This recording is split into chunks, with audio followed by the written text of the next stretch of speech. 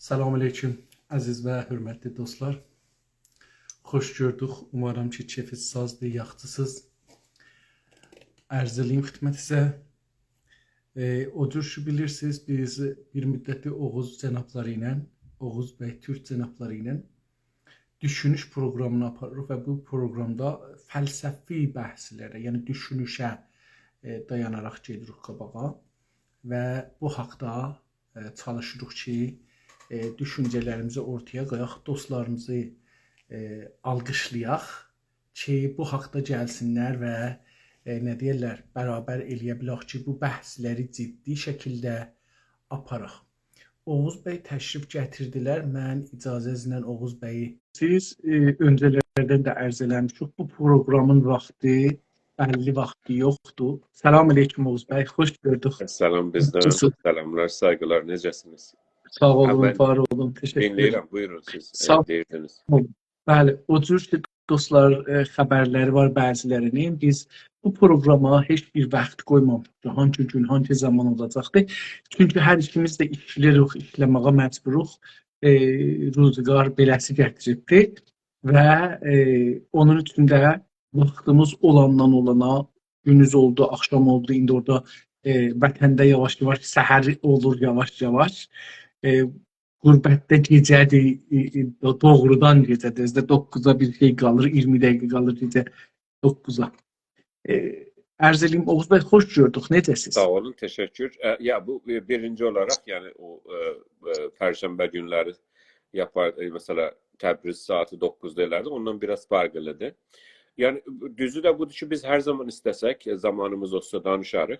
Oraya zaten koyulur, siz koyursunuz. Və istəyənlər də dinləyə bilərlər. Yəni hətmən öyle deyil ki, hətmən yəni o live ki deyirlər ya, canlı hətmən birisi. Yəni orada olsun. Həm şeydə qalacaq, yəni həmin Instagramda qalır, həm də YouTube'a qoyuruq. Elə bu adını da qoyuruq. Bu günləri də düşünüşün 5-ci bölümüdür. 5-ci çoxdan mübarək olsun. Sağ olun. Yəni sağ olun. Təşəkkür. Mən belə mübarək giyinmişəm bu günləri. Mübarək. Çox gözəl. Maşallah. Yo, mən siz, yəni demək ki, sizinlə sürətli bir işlər görə bilirik. O sürətliliyi göstərir ki, 5-ci proqramdır. O Güney Azərbaycandan baxış proqramının da ən azından mənə görə bir 20-30 dəfə yapdıq. Bilmirəm, bəlkə də çox. Bu sürətliliyi göstərir. Sürətlilik çox önəmlidir işlərdə. Adam doğru bildiyi işi hər zaman və hər zaman hey onu eləməlidir. Bir damlanın, bir damcının daşa vurduğu kimi. Onu sökəcək, o işi görəcək. Sürəkli olmaq lazımdır, çox önəmlidir və mən sizi təqdir edirəm ki, sizdə də bu sürəklilik var. Buyurun. Var olun, sağ olun. Oğuz bəy, sizin geçən həftə bir-iki dana şuxluqda dediyinizi mən ciddi tutdum. Ne dedim, buyurun. Siz buyurdunuz ki, hey mən istəyirəm siyasətə gəlməyəm, siz də məni siyasətə çəkirsiniz. Onu mən bununla belə ki, siz şuxluqla bəlkə demişdiniz, amma ciddi tutdum. Dimnaydan bu AI, Google'in AI'ından, huşda məsnui dilləri İranda. Yapay zeka. Yapay zeka. Ondan soruştum ki, sualımı belə soruştum. Is political one of the main subjects of philosophy? And which philosophers mostly talked or wrote about politics and policy making in the state? Zalibdir ki, bu cevabı mən sizə oxusam biraz uzundur, amma oxuyayım. Yox, oxuyayım da biz istəyirik öyrənəkdə, buyurun. Deyir ki, my response today. Yes, politics is one of the core subjects of philosophy. Many philosophers throughout history have written and spoken about politics and state policy making. Some of them most influential philosophers in the field include Plato. Yeah. The works like... o yazmışlar, Republic sözünü o yazmışlar. In work like The Republic, siz de buyurdunuz, and laws, bir tane kitaba kanun, yasalar. Plato extensively discussed politics and governance. Elbette. Devletçiliği de. He presented his theories on ideals, ideal government and the role of philosophy in politics. Bu birincisi. Ki siz istəyirsiniz tərcümə eləyəsiniz, dostlar bilərlər, lütfən buyurun. Sizin buyurduğunuz orada o yapay usun, yapay zekanın dediği ona verilen bilgiler üzerinedir. Ona şu anlama gelmez ki %100 doğrudur veya onu arz etmişdim mən sizə. Çox gözəl yerə əl vurdunuz. Mən bir-iki dənə sual soruşdum. O sualı 10 cürə soruşdum. 10 cürə cavab verdi ki, bir-birinin ziddinə çıxdı. Ya değişiyor olabilir. Buradaki cevabı doğrudur. Felsefe, geçen dəfə dərzələri xidmətinizə, o şey ki biz ona felsefe deyirik, o əslində Türkçədə onun adı düşünüşdür. Düşünüşdür. Və biz onu işlədəcəyik. Və onu hər dəfədə, nə bilim 5 dəfə, 10 dəfə onu deyəcəyik ki, qulaqlara dəysin, sürtülsün qulaqlara, beynə və ağıza, dodağa, dilə ki, düşünüş. Ki, fəlsəfədə gözəl, mənə görə ən gözəl dünyada kəlmələrdən, sözlərdən biri fəlsəfə sözüdür. Düşünüş. Yəni söz Amma fəlsəfə sözüdür. Ki, mən o sözü çox sevirəm. Bütün ömrümü, həyatımı onun üzərinə qoymuşam. Təbii ki, bunun Türkçəsi nədir? Düşünüşdür.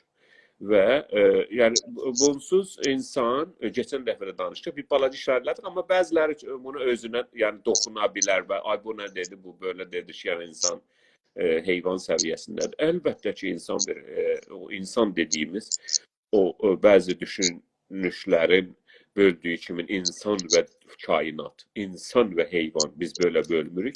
İnsan kainatın bir parçasıdır. İnsan yaşayanların, dirilərin bir parçasıdır. Yəni heyvan yəni diri. Heyvan yəni hey olan, diri olan. Heyvan pis bir söz deyil. Çünki bəzi aşağı kültürlərdə birisini məsələ sevməyəndə deyirsən, sən heyvansan. Yəni sən dirisən. Bunu bir düşünün. Qəşəng, düşünmək çox gözəldir. Heç zərəl də yoxdur sizə. Heyvanın Türkçəsi olur, canlı da bizdə. Canlıdır, diri. Açıqca diri. Canlı. Bu diridir. Ona görə əsla heyvan sözünü aşağılayıcı anlamda kullanmayın, işlətməyin. Heyvan yəni diri. Siz də heyvansınız. Hər şey heyvandır, ağac da heyvandır, hamısı heyvandır. Ancaq bir də İngilizcədə, bax görürsünüz də, elə sözü biz bir qulağından başlasaq gedəcəyik. İnsaf Ali bəy. İngilizcədə heyvan qavramını götürüb heyvan tərcümə eləməmişlər. Onu eləmişlər animal. İngilizcədə olur animal. Çox adam eşitdir. Animal, anima sözündən gəlir. Anima sözü yəni kıpırdamak, təprənmək Türkçədə. Dəbəşmək Azərbaycan söz dilində. Yəni bir şey ki hərəkət edir. O hərəkəti anima. Yəni bir şey ki dəbəşir. Yəni bir yerdə durmayıb. Ona görə ağaçlar animal deyirlər. Animation da oradan gəlir də. Yəni hər şey ki dəbəşir, hərəkət edir. O olur animal. O da yani İngilizlər də İngiliz sözündə, dilində animal sözünü həkarət olaraq işlədirlər. He's an animal. O animaldır, heyvandır. Çünki İngilizlər Xristiyanlığa 900 ildən biraz çoxdur giriblər. Ondan da biraz çoxdur. Minə yaxındır. Öncədən Hun değişik Hun ailelerin idaresi altında olmuşlar. Ona göre şiddetle Türk kültürü altına girmişler ve Hristiyanlaşmışlar ve sonra İngiltere'ye gitmişler. Yani takriben 900 senede. İngilizler İngiltere'ye yeni gitmişler. Onlar indiki Alman'ın kuzey tarafında yaşadılar ve orada Hun ve Tatar hükümetlerinin altında yaşadılar. Ona göre şiddetle İngilizlerin baksanız gramerleri, danışıkları, hatta çok düşünce o yönleri Türklere benzerler. Hər halda oradan çıxalım, onu bir gün danışarıq. Animal, onlar da animal deyirlər, heyvan. Filan heyvandır, animaldır. Bəs indi bildik ki, heyvan, yəni diri, dirilik, yaşamda olan. Animal da, yəni bir şey ki, dəbəşir, kıpırdayır, dəbəşir, təprənir. Bizdə də var, tərbəşir. Tərbəşir. O həmən təp sözündən başlayır, T ilə P-dan. Və deprem sözü var ya, zəlzələ Türkiyədə işlədilir. O da həmən təp sözündən düzəlibdir. Və insan da bu kainat... İngilizlerin ve Arapların ve biz Türkler ki Arap kültürünün İslam adı altında şey olmuşuz, təzyiq altına girmişik. Bize böyle deyilib ki insan ayrıdır, kainat ayrıdır. İnsan ayrıdır, hayvanat dünyası ayrıdır. Yani bütün varlık ayrıdır, hatta diriler de bile. Biz ayrıyıq, ona görə onlar bizdən aşağıdırlar. Bizə İslamda və Xristiyanlıqda öyrədiblər ki, bizdən sonra hər şey bizdən aşağıdır. Biz yuxarı bir leveldayıq, yüksək bir. Allah bizi, yani qavseynə av ədna, yani bizi o yerə yetirib ki, elə bir qarış, iki qarış qalır Quranda zaten. Ben Quranın xidmətinizdə dedim. Ya iki qalır, qavs, yani bir kəmanın yayına deyilir Ərəbcədə. Deyir, elə o qədər qalmışdı. Bir arşın, iki arşın Allah'a yetişsin. Və ya hətta ondan da yaxın. Qavba qavseynə av ədna. Ona, və insan da deyir ki, Allah da şeyə çox yaxındır, insana damarından yaxındır. Yəni insanı ayırır bütün kainatdan. Bu değişik bir felsefedir. Türk kültüründe İslam'dan önce ve İslam'dan uzak olan Türk kültüründe böyle bir şey yoktur. Türk hayatın bir parçasıdır, varlığın bir parçasıdır ve yeryüzü değişiktir, gökler bütünlükle değişiktir ve yerin de hakimi insandır, kişidir yani, er kişidir ve tabii ki elbette ki Türktür çünkü özde Türktür. Özünü yerin sahibi bilir. Ancak hayvanlardan ayrıdır. Ona göre gelir bizim kültürde, Hristiyan kültürde, hatta öbür kültürlerde. Çünkü Allah orada diyor ki, Tanrı orada diyor ki, ben her şeyi sana göre yaratmışım. Hayvanları minmək için ve etini yemek için yaratmışım seni. Tamam. Bu bahsden çıxaq eşit. Ben burada Plato'dan bir şey okudum. Aflatun'dan bir şey okudum. Ay bir şey, Aflatun siyasete göre iki kitapta danışıbdı. Bir Cumhuriyet, bir de Kanun, yasa.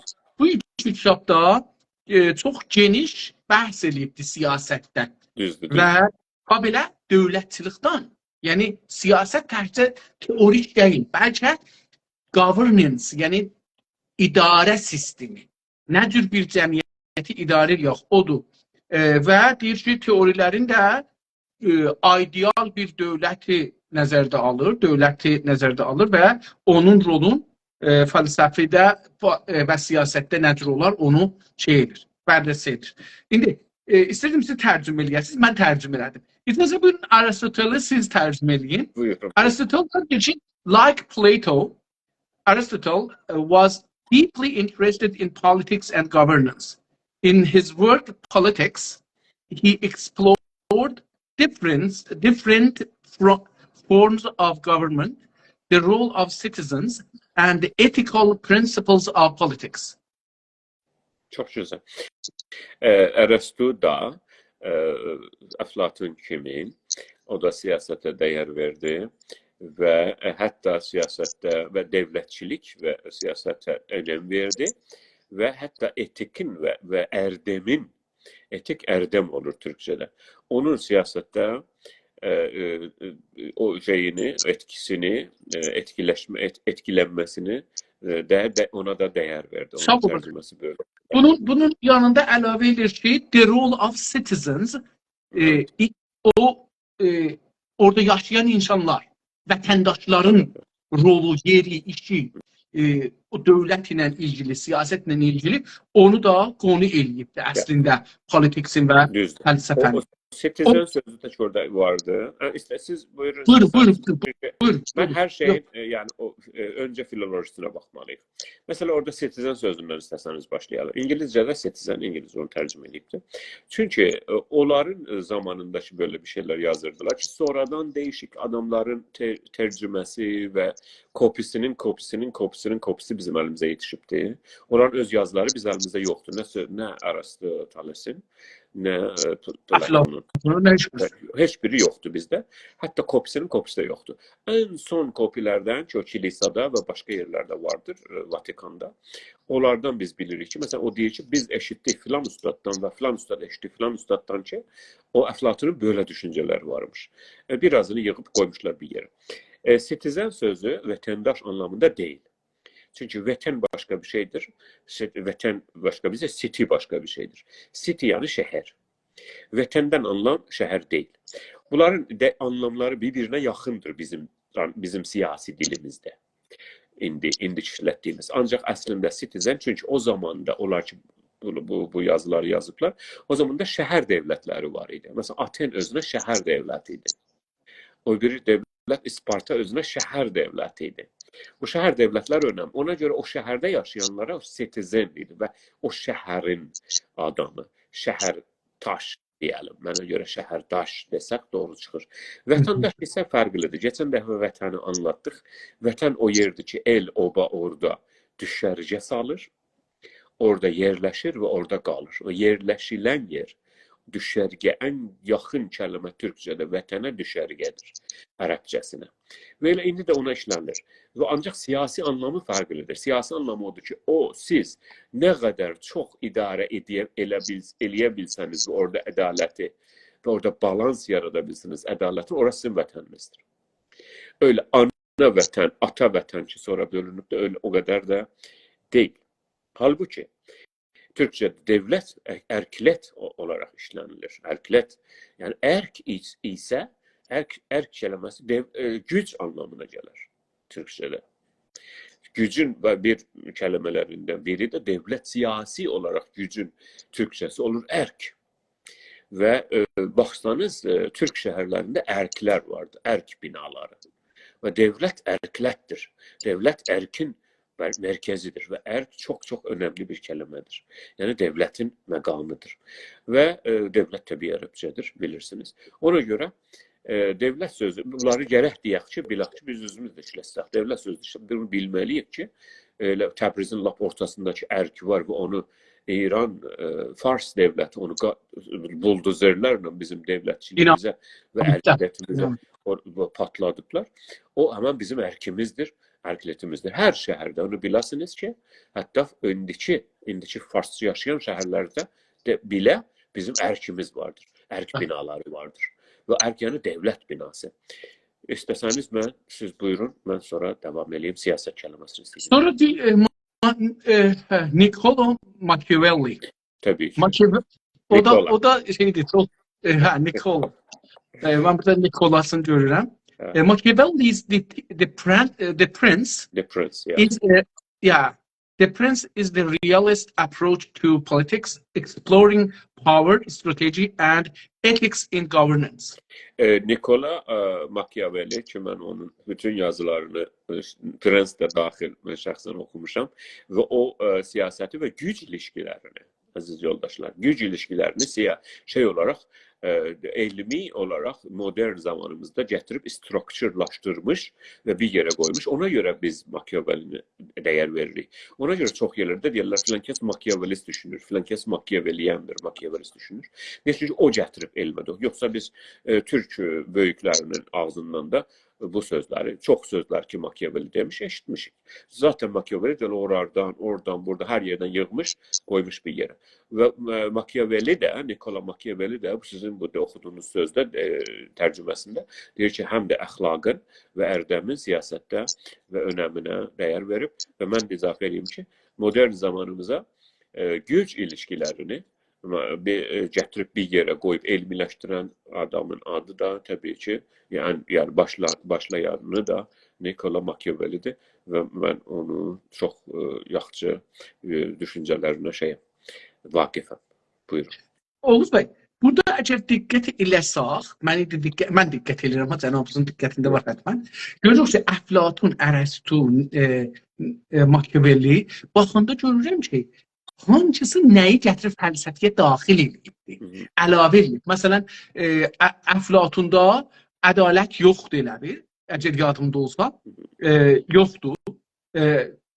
Ərəstuda məsələn bəzi şeylər bəhs olubdur. Machiavelli'də məsələn bu bir ayrı cür strateji də bəhs olub. Həm güc, həm strateji və həm də əxlaq. O şey ki, indi ərəb dilində əxlaq deyirlər, ərdəm bizdə bir o cür. Ərdəm, Türkçəsi ərdəmdir.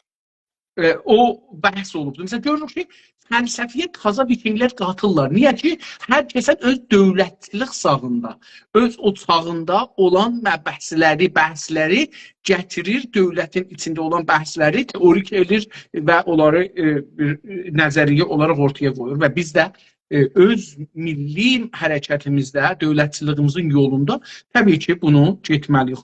Thomas Hobbes'a getir. Yeki Hobbes Leviathan. Leviathan. Leviathan. Kitabı buradadır. Ha. Yaxındadır. Delves into Leviathan bilirsiniz ne demek? Yani ejderha. Octopus. Ejderha anlamına tərcümə olunur. Ejderha adına da gəlir, bəli, bizlərdə ejder. Delves into social contract theory and the role of the... Onun değil, ancaq o onu formalaşdırıbdır. Başlayıb, yəni sözü formalaşdırıbdır. Təbii. And the role of the state in maintaining social order and security. Bu taza bir şeyləri gətirir. Buyurun. Hobbes'ı da, o sözün tərcüməsində, Thomas Hobbes da siyasət fəlsəfəsində filozofiya alıb tekst. Çox önemli birisi də əslində, Machiavelli'dən daha önemlidir əslində demək olar. Və Hobbes'dan mən danışılarımda çox kodlar, yəni şeylər eşitmişsiniz. Olabilir, bəzən demişəm ki, bu Hobbes'ındır, bəzən də deyibsiniz, bəs ki, mənim öz düşüncəmdir. Əlbəttə ki, deyil. Mən Hobbes'dan çox işlədərəm, Machiavelli'dən çox işlədərəm və öbürlərindən bir gəlsə. Hobbes'ı şeyi formalaştıranlardan biridir, formalaştıranlardan biridir social contract'tir. Social contract yani toplumsal anlaşma. Orada bir kontrakt var, bir anlaşma var. Neyle? Devletle şeyin arasındadır. Milletin. Social contract'in kökeni şeye dayanır. İngiltere'de bir yazıya ki, mən onu getdim gördüm aslında o yazının özünü. O yazıda o zamanki baronlar, o zamanki yer sahipleri gelip devletle danışırlar ki ve orada bir qərardat bağlayırlar. Magna, onun adı Magna Carta'dır. Magna yani büyük, Carta da o yani o yazı ki orada yazılıbdı. Ben onu getdim gördüm, orada muzada durur ve özümdə bir əks çəkdim onun yanında. O Magna Carta'dan başlayıb, əslində istəyirsən devlətin gücünü biraz azaldasın, o cəza gücünü. Və hətta devlət istəyir o baronların arasında o gücü azalsın və kontrol şey eləyə bilsin, onu məhdudlaşdıra bilsin.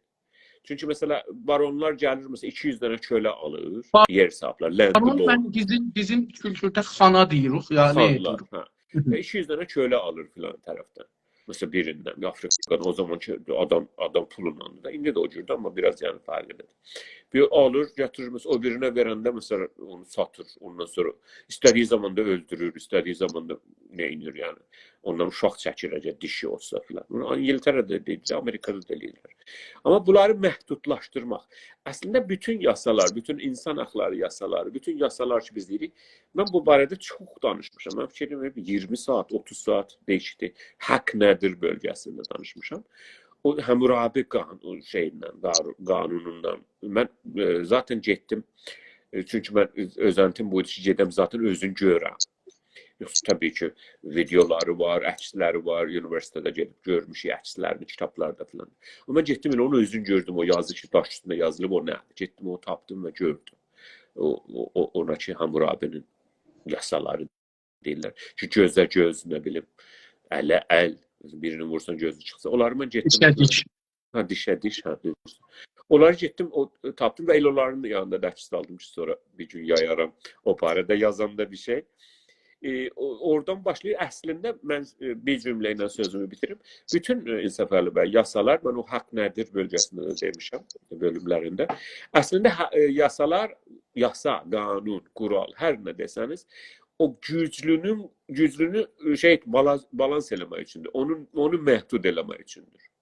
Halbuki indi sizdən bir normal xiyabandakı adamdan soruşsaq deyə, yox, qanunlar odur ki, o zəifi kontrol eləmək üçün, zəifi məhdud eləmək üçün, deyil mi? Yəni insanların beynində budur, deyil mi? Yəni normal adamlar. Qanunlar odur ki, siz qırmızı çiçəkdən keçməyəsiniz. Qanunlar odur ki, siz təəddi eləməyəsiniz öbürü vətəndaşın haqqını. Amma dövlət adamları, güclülər keçəndə çıraqların hamısı yaşalır. Devlət keçib o tərəfə, o təəddi eləyənə. Yəni devlət qanunlarını.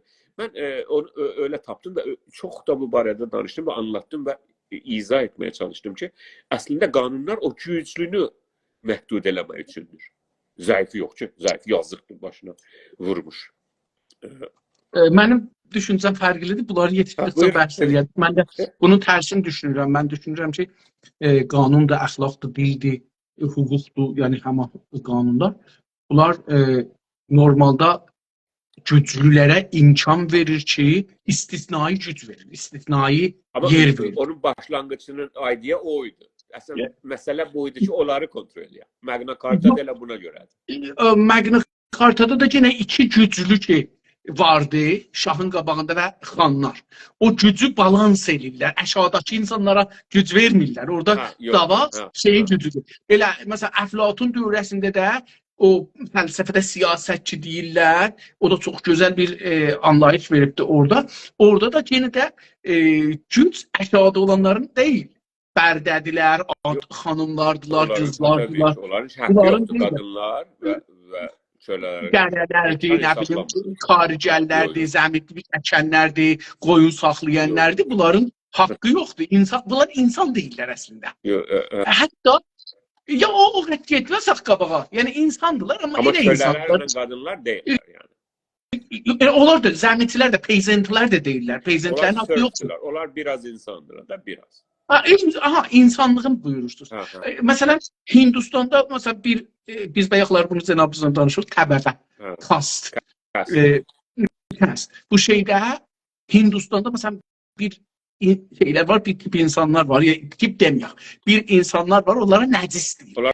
Onlar untouchables. Yəni onlara əl vurmaq əl vurmayın da, yəni nundar olarsınlar. Onlar insandan aşağı insandılar onlar. Hə, o düzdür. İstəyirəm ki, yəni o düşüncələr bizim kültürdə də vardı. Mesela elə 100 il bundan öncə şeylər var, 100 il, yəni 150 il öncə fətvalar var bizim ayətullahlardan ki, yağmur yağanda, yağış yağanda Yahudilər və Xristiyanlar xiyabanlara çıxmamalıdırlar. Çünki onlar nəcisdirlər və hamı nəcis olur, məsələ. Əlbəttə, bilirsiniz də, bu mollaların içində fətvalar çox fərqlidir. Çox əcib fətvalar. Amma o da var. Yəni o da var, ayrısı da var. Yəni onun yanında orası da vardı ki, deyir, gəlsin, otursun, danışsın, desin. Bunlar vardı hər halda. Thomas Hobbes deyir ki, bir dənə bir təbiət var, bir dənə bir durum var, bir vəziyyət var. Onun adı state of nature'dır. Yəni doğanın durumu. State of nature təbii durum, hüquqi təbii. Doğadakı durum. O da budur ki, birinci bu ki şeyhdir, soyuqdur, vəhşət və qorxu ilə doludur və aclıqla və qaranlıqla.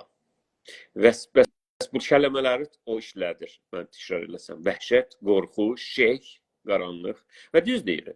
Siz ormanlara geçsəniz, sizi ormana götürsək, Amazon ormanına ya Hindistanın yaşıl ormanı. Yəni yaşıl olan o yerlər ki, biz oradan gəlmişik, oradan başlamışıq.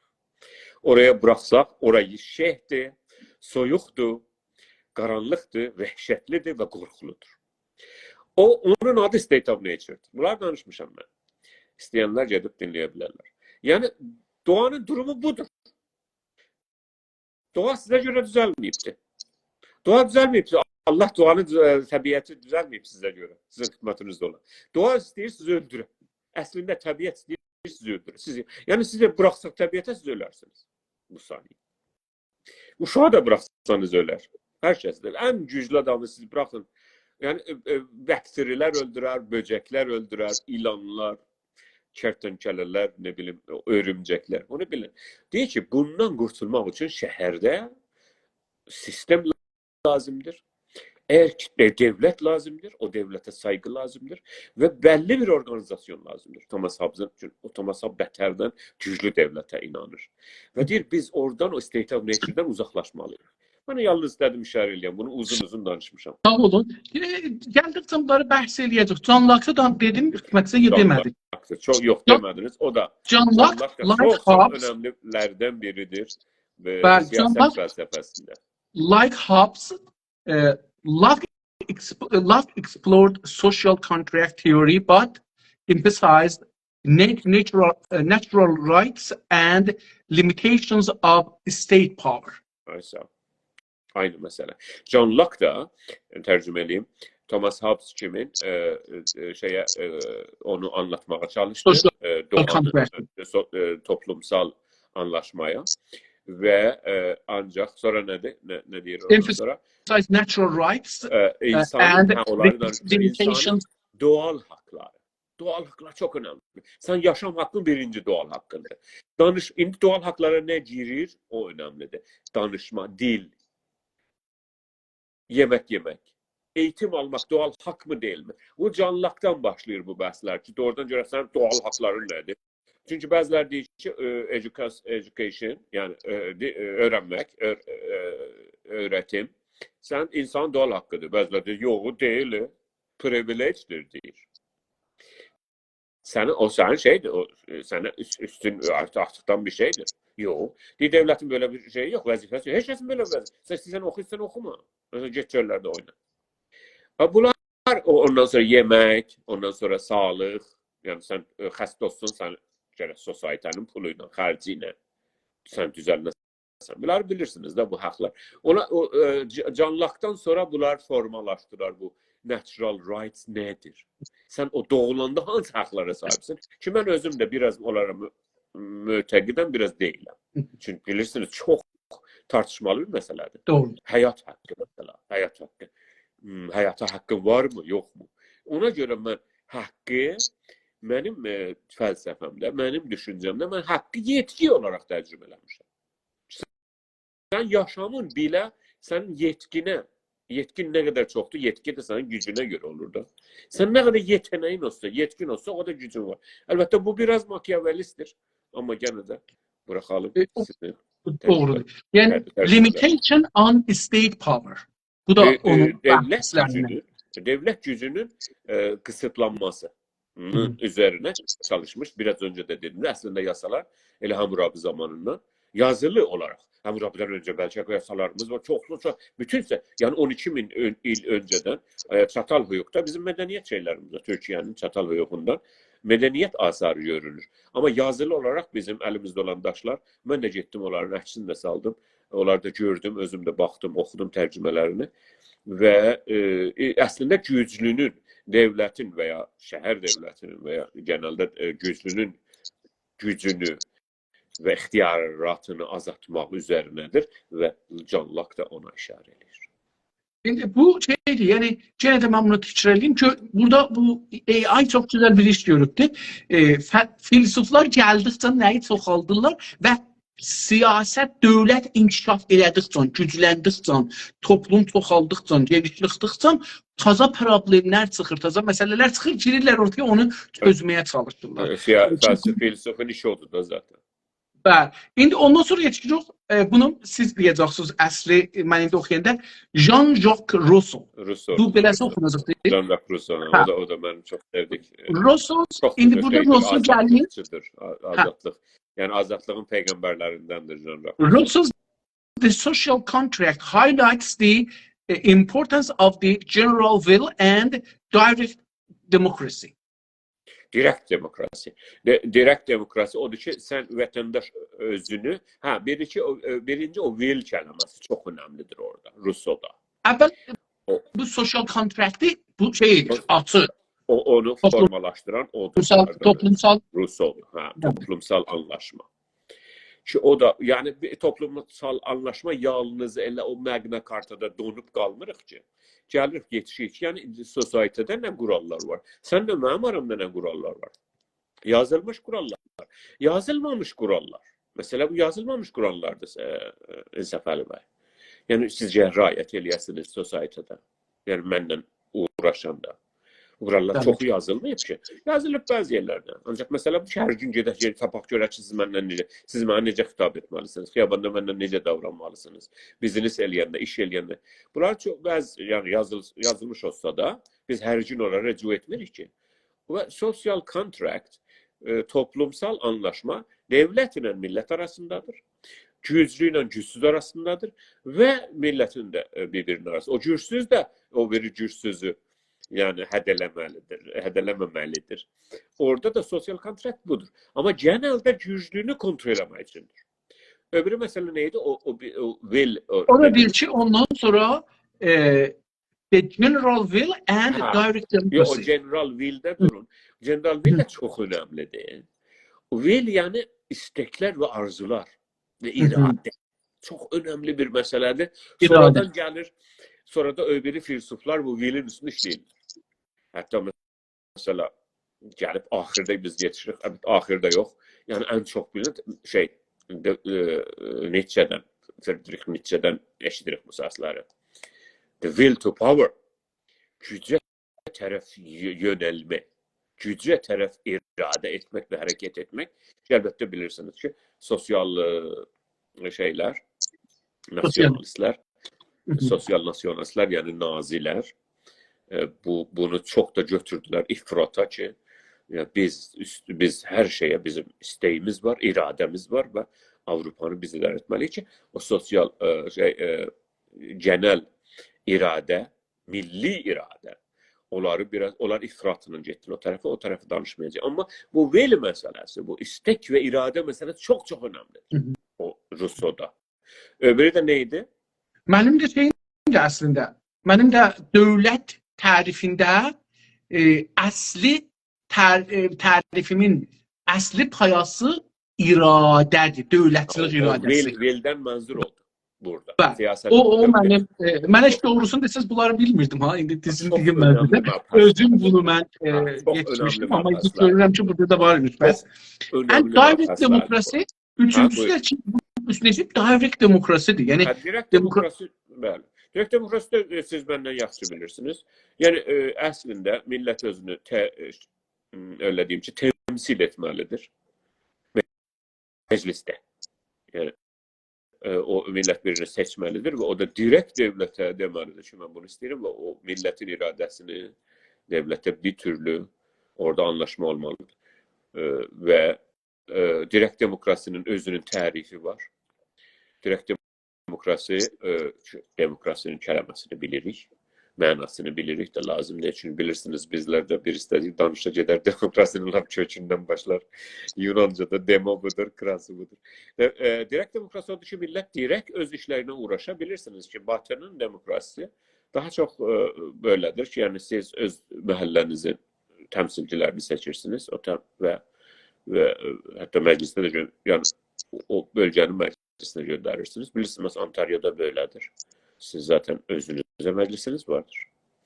İran'da da mesela indiferler vardı da. Mesela şehir şurası, çət şurası, şehir şurası. Onlar da Avrupa'dan gelmiş şeylerdir.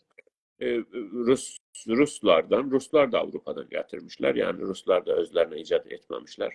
Ruslar çok geride kalmışlar. Ta o Avrupa'yla Peter var ya, Peter the Great, Büyük Peter zamanından. Bunlar da Avrupalılaştılar ve biz geride kaldık. Bizi de zorla Avrupalılaştırmak istediler. Bizim birazımız oldu, birazımız olmadı. O Avrupalılaşmak da ne demek? Yani elə bu məbhəsləri uygulamak. O da budur ki, milli irade nedir? Demokrasi nedir? Ve sen necə öz şəhərinin, öz məhəllənin ve məhəllənin adamı olan muhtarı. Ve o da şəhərin ve şəhərdə bölgənin və devlətin və idarədə burada baxanda görürəm ki rəiyyət deyilsən, yəni rəiyyət yəni quzu, qoyun bilirsiniz də, rai yəni çoban. Evet, bu da ciddi bəhsidir. Yəni siz rəiyyət, yəni qul deyilsiniz, devlətin qulu deyilsiniz. Osmanlı'da quluydular insanlar. Qacar'da da rəiyyət idiler. Your Majesty subjects. Biz yani burada Avrupa'da da önceden Majesty subject. Subject ile hemen rəiyyət. Yani koyun, kuzu. Hatta bizim bu İngilistan'ın kaza şahı ki bizim de şahımız hesap olur. Bir Cumhuriyet Kağıtların şahı var.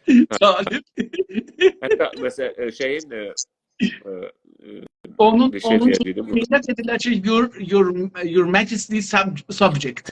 Yani bu kelime bendeleriz. Bendeleriz. Türkçesi olur gullar. Evet, ama dünya böyleydi. Hala da çok yerde böyledir. İnsanı öz başına bıraksın bir sürü itlerin gulu olar. Yani insan ile öz öz başına bıraksın ki insan öyle bir mevcuttur. İnsan daha çok birini takip eden bir hayvandır. Yani insan öyle her özüne şey değil ki, lider değil ki. İnsan istiyor birini takip eləsin. Ona göre mesela neçə min nəfər, bir nəfər təqib edir. Onun adı olur böyük. Biraz xülasəcə eləyən vaxtlar bu tərəf çıraqlarınızə. Mən fəqət yenə burada bir şey deyim. Əflatunla Ərəstu demokrasini danışdıblar. Bəli. Və o zamanda direkt demokrasi var. Məsələn, Atendə 100 nəfərin haqqı vardı ki, rəy versinlər. Direkt demokrasi deyil. O direkt demokrasi deyil. Yoxdur, direkt. Rəsmən bir şey buna rəy verirəm ya vermirəm. O rəy vermir orada. Əski Yunan'da biz o şeyəçi demokrasi deyirik. Onlar sosayetənin pulluları, eliti. 100 nəfərində. Mən dedim ki, 100 nəfərin. Millət yox. Xeyr. Ərz edirəm ki, o direkt demokrasida 100 nəfərin, beləsi misal verdim. 100 nəfərin haqqı vardı ki, imperator seçsin. Ya siyasi məsələləri danışsın. Demo olardı, millət olardı. O bizlər adam deyil. Ya da yarı adamdılar. Yarı adam deyirlər də herhalde. Yox, elə o düzü yox. Vaqiqiyyət budur ki, onları adam hesablamır. Düzdür. O cür bir şey. Yəni, amma indi burada nədən Jean-Jacques Rousseau'da Tazaş'tan bunu ortaya atır, fəlsəfədə yeni bir məsələ direct demokrasi gəlir. Yəni yavaş-yavaş o Fransa'da o devrim olubdu. Elədir. Bəli, Amerikadakı demokrasi daha çox Rousseau'nun, Hobbes'ın, Rousseau'nun və John Locke'ın arasında bir şeydir. Yəni yavaş-yavaş o millətin iradəsi seçimdə əsər qoysun, amma millət burada o 100 nəfər yox. Pullular, kişilər yox. Amma devlət əslində, devlət necə davranır Amerikada, biz burada açıq deyəcəyik. Devlət Machiavellian davranır Amerikada. Sözümü dedim də. İndi gedək Kant'ın, Immanuel Kant. Yoldaşlara da bir salam, saygılar deyək. Çünki bəziləri yoldaşlar yazırlar. Deyirlər, bəs biz onları görürük. Yox, əvvəldə bir salam əleyk ərz elədik. Bunu görür ki, dərsimiz qırılmasın. Ona görə dostlar bizi bağışlarlar. Immanuel Kant'ın gedək deyinə. Sözləriniz üçün. Mən çox sevdiyim gözəl insanlardan biri. Immanuel Kant deyəcək bunu, Kant deyəcək. Kant. Yani Kant deyilir. O A'nın A'nın arasındadır səs. Kant. Ama Kant deseniz olur Farsça. Kant's works explore ethical and political issues, emphasizing freedom, justice, and human rights. Bak, o işte sözü.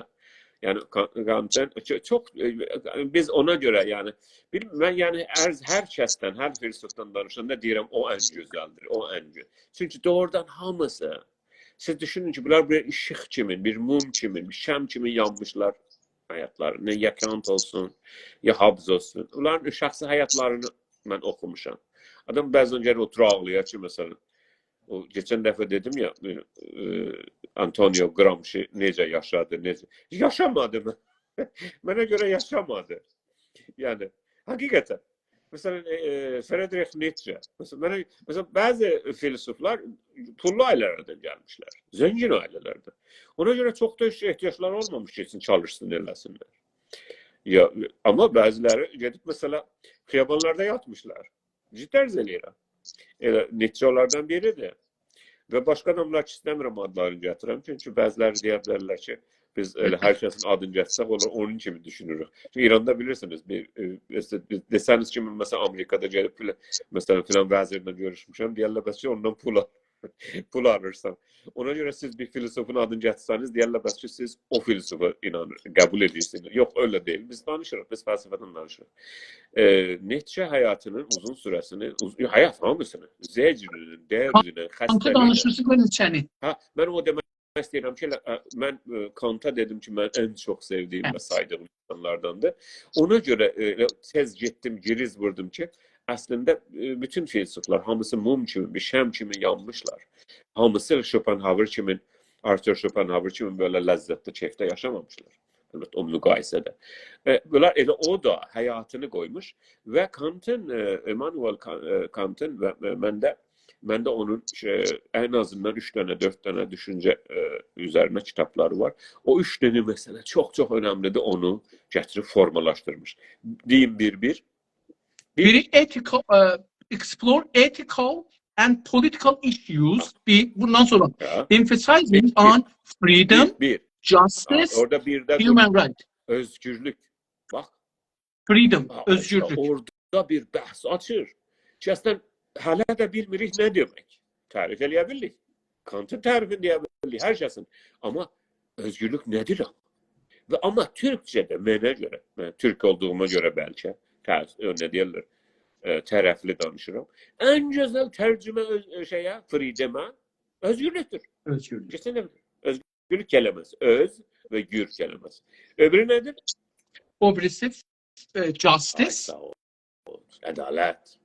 Ki onu da bilmirik nədir? Və human rights. Və human rights. Sizin özünüzlə də hər dəfisdən bir şey doxunaq, bir ateş kimi bir şey doxunursan ədalət məsələsinə. Və məndən birisi soruşsa, desə ki, bir cümlədə deyəcəm, deyərəm, bilmirəm nə demək ədalət. Və ona görə görürsünüz, bu bəhsləri gətirib Kant bunları elmiləşdirmiş, fəlsəfi və onları, o pəncərələri açmağa çalışmış. Üçü də nədir? Üçüncü də nədir? Human rights. İnsan hakları. Biraz önce mən dedik orada insan natural hakları. Yadınıza gəlsə. Yəni o doğal hakların sənin nədir? İndi onlardan çox deyil. Bu getdi daxil üstdə. Yəni zaman değişdi. Hər şey üniversitede doktora almaq doğal hakkın mı? İnsan hakkın mı? Maşın sürmek insan hakkı mı? İnternete sahip olmak insan hakkı mı? Ben doğrudan bunu sizden sual edebilirim. Mesela ben Kanada'da bir şey okudum. Kanada'da ben sualımı verim, siz cevap verin. Buyurun. Hindistan istedi orada qətliama əl vura Keşmirdə. Hindistanın faşist devleti bu Modini. Ve orada çoklarını öldürdü, çoklarını da yakaladı Keşmir'den. Müslümanları. Orada birinci interneti kesti. Ona göre dünyada hamı bağırdı ki, İran da bu işi görürdü, bilirsiniz. Bir yerden önce interneti kesti, sonra başlıyor dövmeye, öldürmeye. Ay, bunun hakkı, insan hakkıdır. Ya mesela bu insan hakkı mı internet? Ya bir şeyden haberin olmak. The right to know. Yani devlet gerek bize desin ki mesela nəfs atır. Ya devlet gerek bize desin ki bu hak, bu hemen o natural right'lara girir ya girmir. Benim sualım budur, buyurun. Arz edeyim ki bu bəhslər içində danışırıq. Üstdən əşayə filosofların nəzərlərini. Bunların haqqında dana danışacağıq. Bu həftə fəqət istirdim cənabınıza deyəm ki, siyasət fəlsəfənin ana şeyidir. Çünki onu yaşırıq toplumda. Amma indi gəldik sizin sualınıza görə ki... Ana deyil, yandadır. Mən onu istəyirəm yana itələyəm. Yox, mən onu yana itələmirəm. Mənə Azərbaycanda bundan önəmli bir şey yoxdur. Onun üçün Azərbaycanda biz danışırıq. Hər filosof, məsələn, baxın, filosoflara üstdən dedik, zaman içində, zaman diliminə böləndə hər filosof bir çağın nümayəndəsidir, o çağda olan məsələləri danışır. Məsələn, görürük ki, müxtəlif gəlib, burada indi human right'a yetişibdir insan. İndi siz sorursunuz sual. O zaman ki, toplumda, toplumsal bir iradə gəldi, özü tərif edəcək, bu mənim haqqımdır, yəni iradə elədi buna, o onun haqqıdır. Və o iradə məsələsini gətirib haqqa yapışdırırsınız. Mən onu ərz edirəm. Danışdıq ya iradədən. Mən ərz elədim, iradə haqqı təyin edir. Məncə, əlbəttə buna bağlı güc və iradə. Güc və iradə haqqı bəlirlədir, məncə. Artıranda mənim dinimə gəlirsiniz də. Yox da, onu mən bilmirəm, siz demişsiniz yox, amma mən bunun üstündə işləmişəm və buna, yəni mən əslən dedim, məncə din, əxlaq, qanun, bunlar hamısı güclülərindir, gücsüzlərin əxlaqı, dini, qanunuza da hamısı o şeyə bağlıdır. Güclülərin nə məniyə şeylə odur. Onun üçün, indi mən burada görür, bunu sizin sualınızın cevabında, o zaman ki toplum bu noktaya və iradəyə yetişə ki, filan şey mənim haqqımdır, o haqqa çevriləcəkdir. Çünki əgər güc olsa, onu dövlətin boynuna qoyan. Dövlətin gücü olsa desək, yox, İranda millətin gücü yoxdur indilikdə. Amma məsələn, Kanadada mənim yadıma gəlir, bu bilirsiniz, bir də insanlar var ki, işləyən millərin hər nədən dolayı dövlət onlara bir aylıq verir. və az məbləğ verirdi. Bir az pul verir ki, ölməsinlər, dili qalsınlar. Onlara, məsələn, mən interneti elədi. Dedi ki, human right şeyinə girir. Kanada dövlətinin tərifində o adam gəliri yoxdur, həttəmən gərək internetə əl çatsın. Onun üçün də sosial community centerlərdə, nə bilim, government şeylərində kompüterlər qoyublar. İnsanlar gəlsinlər, keçsinlər orada kompüterləri yoxdur, internetləri yoxdur. Keçsinlər orada dövləti olan yerlərdə Ama siz mənim sualıma cavab vermədiniz. Ərz elədim ki, iradiyə və gücə bağlı. Olsun, amma suala, yəni bu sual hən yox sualıdır. Sizə görə insanın internetə, yəni ağlara, Türkçəsi olur ağlara, yəni əli yetişməsi bir insan haqqı mı, deyil mi? Məncə haqqıdır. İndiki zamanda yəni deyirsiniz. İndiki zamanda deyirəm və həm də Azərbaycanda deyirəm. Yəni mən burada danışanda Təbrizdə oturmuş danışar kimi danışıram. Eğitim almaq necə? Sizə görə insan haqqı mı, deyil mi? İnsan haqqıdır məncə də. Eğitim, öğretim. Məncə də haqqıdır. Amma bu sistemdə yox. Bu sistemdə yox. Sağlıqlı və təmiz yemək yemək və su içmək. O da insanların doyunca yemək insanların haqqıdır. Hətta mən Almanda bir şey oxudum, Almandalara görə. Əgər bir uşaq ya ac adam girsə bir dənə supermarketə, orada bir şey yesə, supermarketin hətta yoxdur onun pulunu alan. Belə bir şey orada təsvib oldu.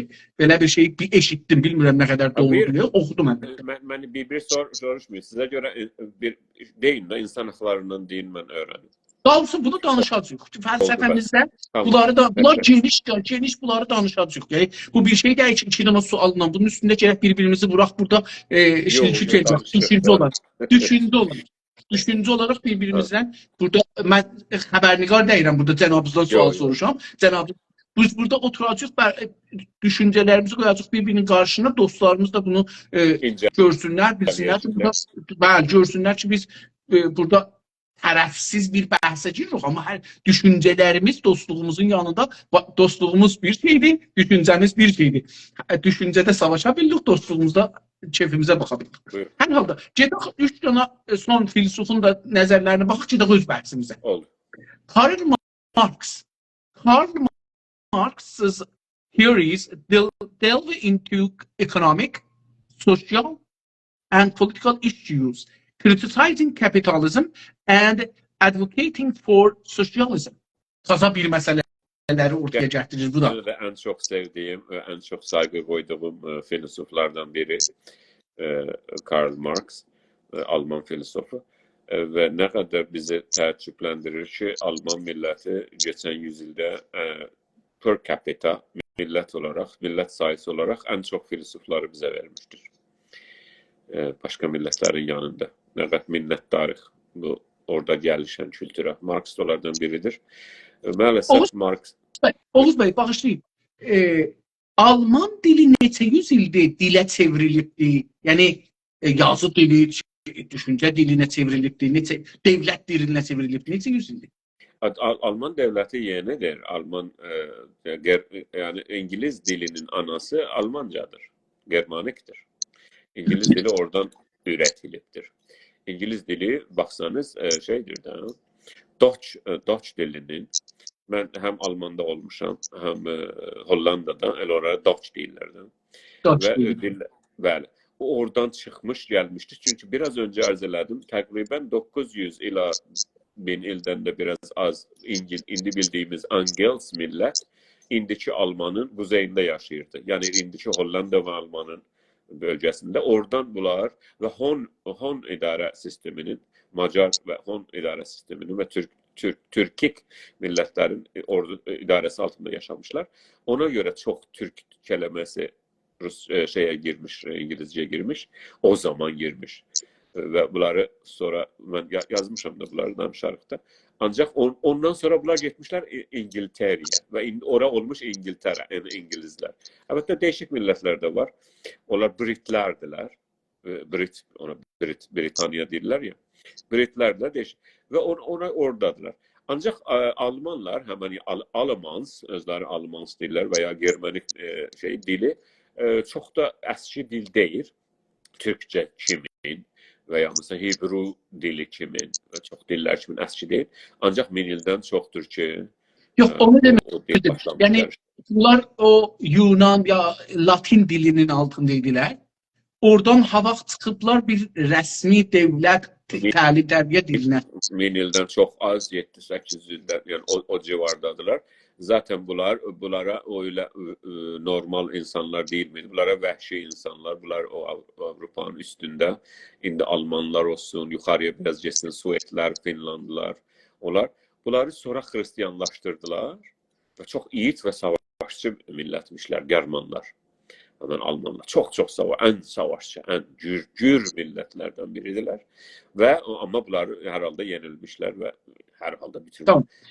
Hristiyanlaşmışlar. Marx'a dönsek, Marx en çok sevdiğim, en çok yani hürmet koyduğum düşüncelerine saygı koyduğum filozoflardan biridir. Orada sizin tercümenizde diyor ki ekonominin, bak birinci olarak eşitirsiniz orada sizin o şeyde. Yani ekonomi. Geçimin, birinci olarak ekonomi. Yani çok şey gördünüz, ekonomi. Geçim çok önemli. Buradan filozoflar ekonomiden danışmayıblar. Birinci dəfədir ki, çünkü oraya emmirdiler. Oraya tenezzül etmirdiler. Nizul-i icla, ay sağ olun. Nizul-i icla, ne diyorlar, iclas etmirdiler ki, tenezzül etmirdiler. İnsan geçimden mi danışar? Yok diyor ki geçimden danışar. Felsefe geçimden danışmaz. Ama İslami felsefede danışırdı. Yok, İslam felsefesinde şey vardı. Aile məişəti ve devlet. O neydi Ərəbcəsi onun?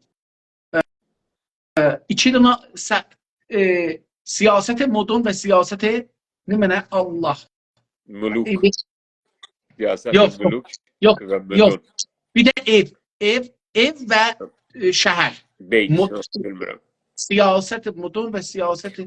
Tamam, hatırlayanda dersiniz. Taparım. İslam felsefesi diyende biraz ben şey olurum. Yani felsefe değil. Ama herhalde düşünce terzidir. Marx'a dönsek, Marx ekonominin tabii ki önemli şeyi. Ben Marx'ın çok genç yaşlarda hem şeyini okumuşam, Kapitalını ve başka yazılarını tabii ki. Ama İran kimi yerlerde, Türkiye kimi yerlerde, yani bizim bölgelerde Marx'ın adını o kadar şeytanlaştırmışlar, demonize etmişler. Ki Marx şeyle bağlıdır, sosyalizm, komünizmle ve komünizm de Allahsızlığıyla filanla. Ona göre ve bu mollaların təbliğlərinin təsirində Marx'ı çok okumaz bizim kitlede. Yani siz normal milletten soruşsanız çok bilmez Marx'ın düşüncelerini. Benim o saadetim oldu. Çok genç yaşlarda Marx'ın çok da hövsələyle, yani çok da büyük bir kitaptı. Kapital. Onu okuyam o zaman. Min neçə səhifəydi, adıma gəlmir. 1200 səhifə falan. Ben bu son zamanlarda bir kitap okurdum, bir yazı okurdum o haqda. Güzel idi. Yazmıştı ki bu kitabı, yani bu Kapitalı tərcümə eləyən zindanda şah zamanı tərcümə eləməyə çalışdılar. Hizb-i Tudə qoymayıb yayılsın. Onun ikinci cildi qalır. İndi taza Almanda taza çap eləyiblər. Taza. Yani 2-3 ayın içinde onun iki cildi bir yerde çap olubdur. Böyle bir şey okudum. Yani bu edebiyattan tabii ki Lenin'in yazı mecmua əsər deyərdik biz o zaman, onları okumuşuq. Marx'ın yazılarını okumuşuq. Elimizdə gələn Farsça, sonra da ki Türkçe ve İngilizce əlbəttə.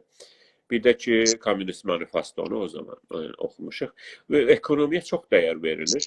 Ve biz baxırıq görürük ki, əslində Marx yaxşı yerə işarə etmiş.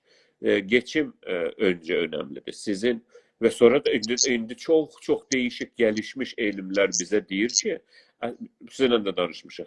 Sizin yediğiniz, içtiğiniz, aldığınız nutrition, sizin bedeninize, sağlığınıza, her şey sizin düşüncenize ve sosyeteni etkileyir.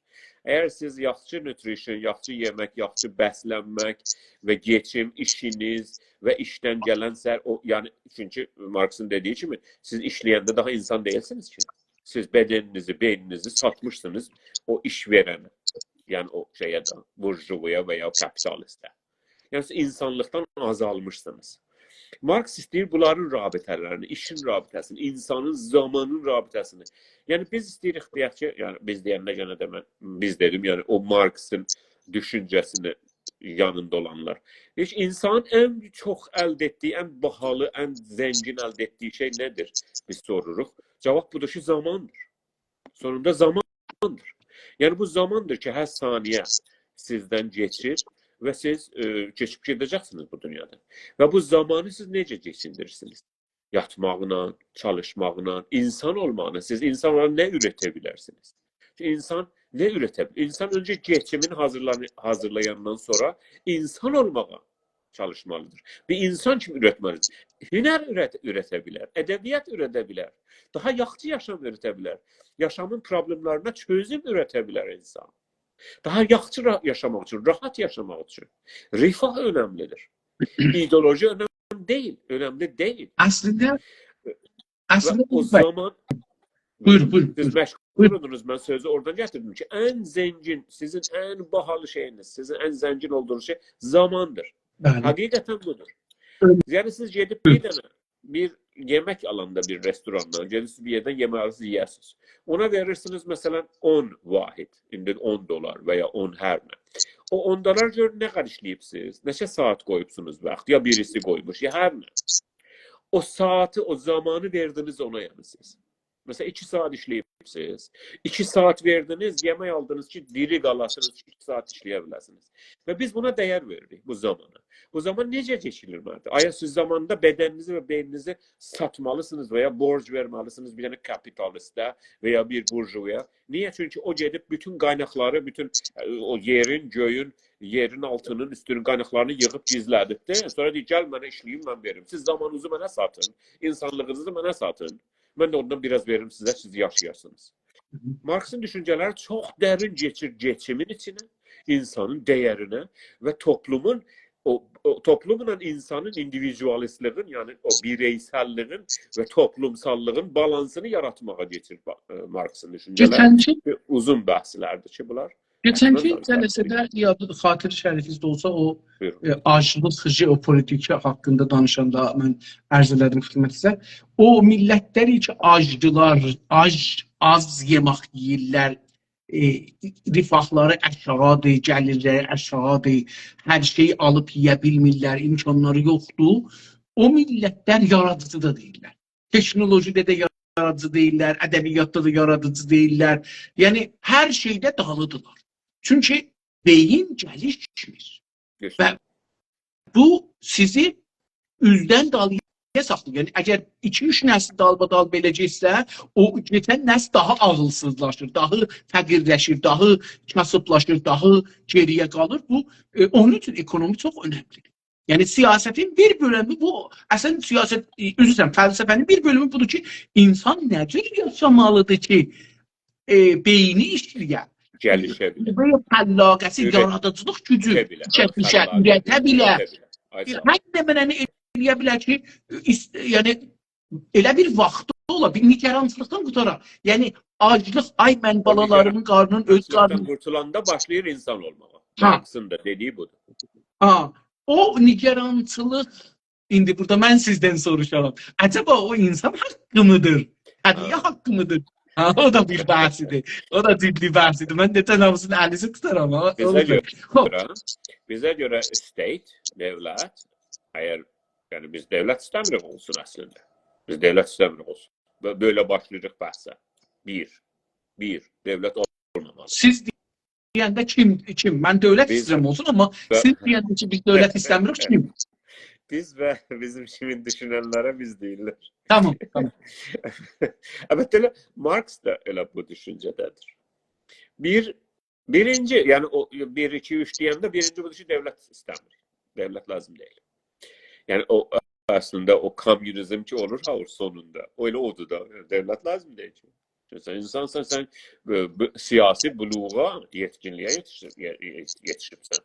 Lazım değil biri sana desin ki kırmızı ışıktan geçsen sana mesela tiket verecek, sana belirleyecek. Sen insansan, hürmetin var ve society'ye hürmet ediyorsun. Aynı siz buyurun, istiyorsunuz ben bir söz Tamam, yok. istəyirəm ki, bunları geçək öz bəhsimizə gələk. Karl Marx'ın birincisi ekonomikdir. Biri ekonomikdir, biri sosialdir. Devlet istəmirik. İkinci budur ki, devlet olsa əgər, zəif devlet istəyirik, güclü olmasın. Üçüncü budur ki, o devlet, o milletin bir basic, biraz önce dedim, o natural rights, basic haklarını, basic yemeği, sağlığı, sağlıklı yiyip içmeyi, suyunu ve mühitini ve çevresini ve barınacak yeri ayarlamak. Filsuflar hələ bura gəldiyimiz filsuflar hələ şeydən danışmırlar, mühit çevrədən danışmırlar. O bizim problemimizdir. O geçen 20 ilin, 30 ilin çevrə mühit məsələsi, geçen 30-40 ilin məsələsidir. Hələ üçüncündə, dördüncündə dedim ki, biz böyle düşünürük devlet. Tabii, o yani biz indi bu nəslidir, yox da biz bu nəslin məsələsini danışırıq. Filsuflar ərz elədiyim kimi, hər kəsən öz nəslində olan məsələləri, öz məmləkətində olan məsələləri danışıbdır. Bu, hər halda, bir dana məsələ ki, o zamanacan yoxdur. Karl Marx onu gündəmə gətirir. Sərmayedari ya pullular, güclü pullular məsələsi ki, məsələn, o günəcən Avrupa gedirdi dünyanın hər yerin, əlbəttə biliyorsun, hələ kolonize olmayıb da, fəlsəfiyə çevrilməyibdi. Bu filsufların içində colonization ciddi yer almayıbdı.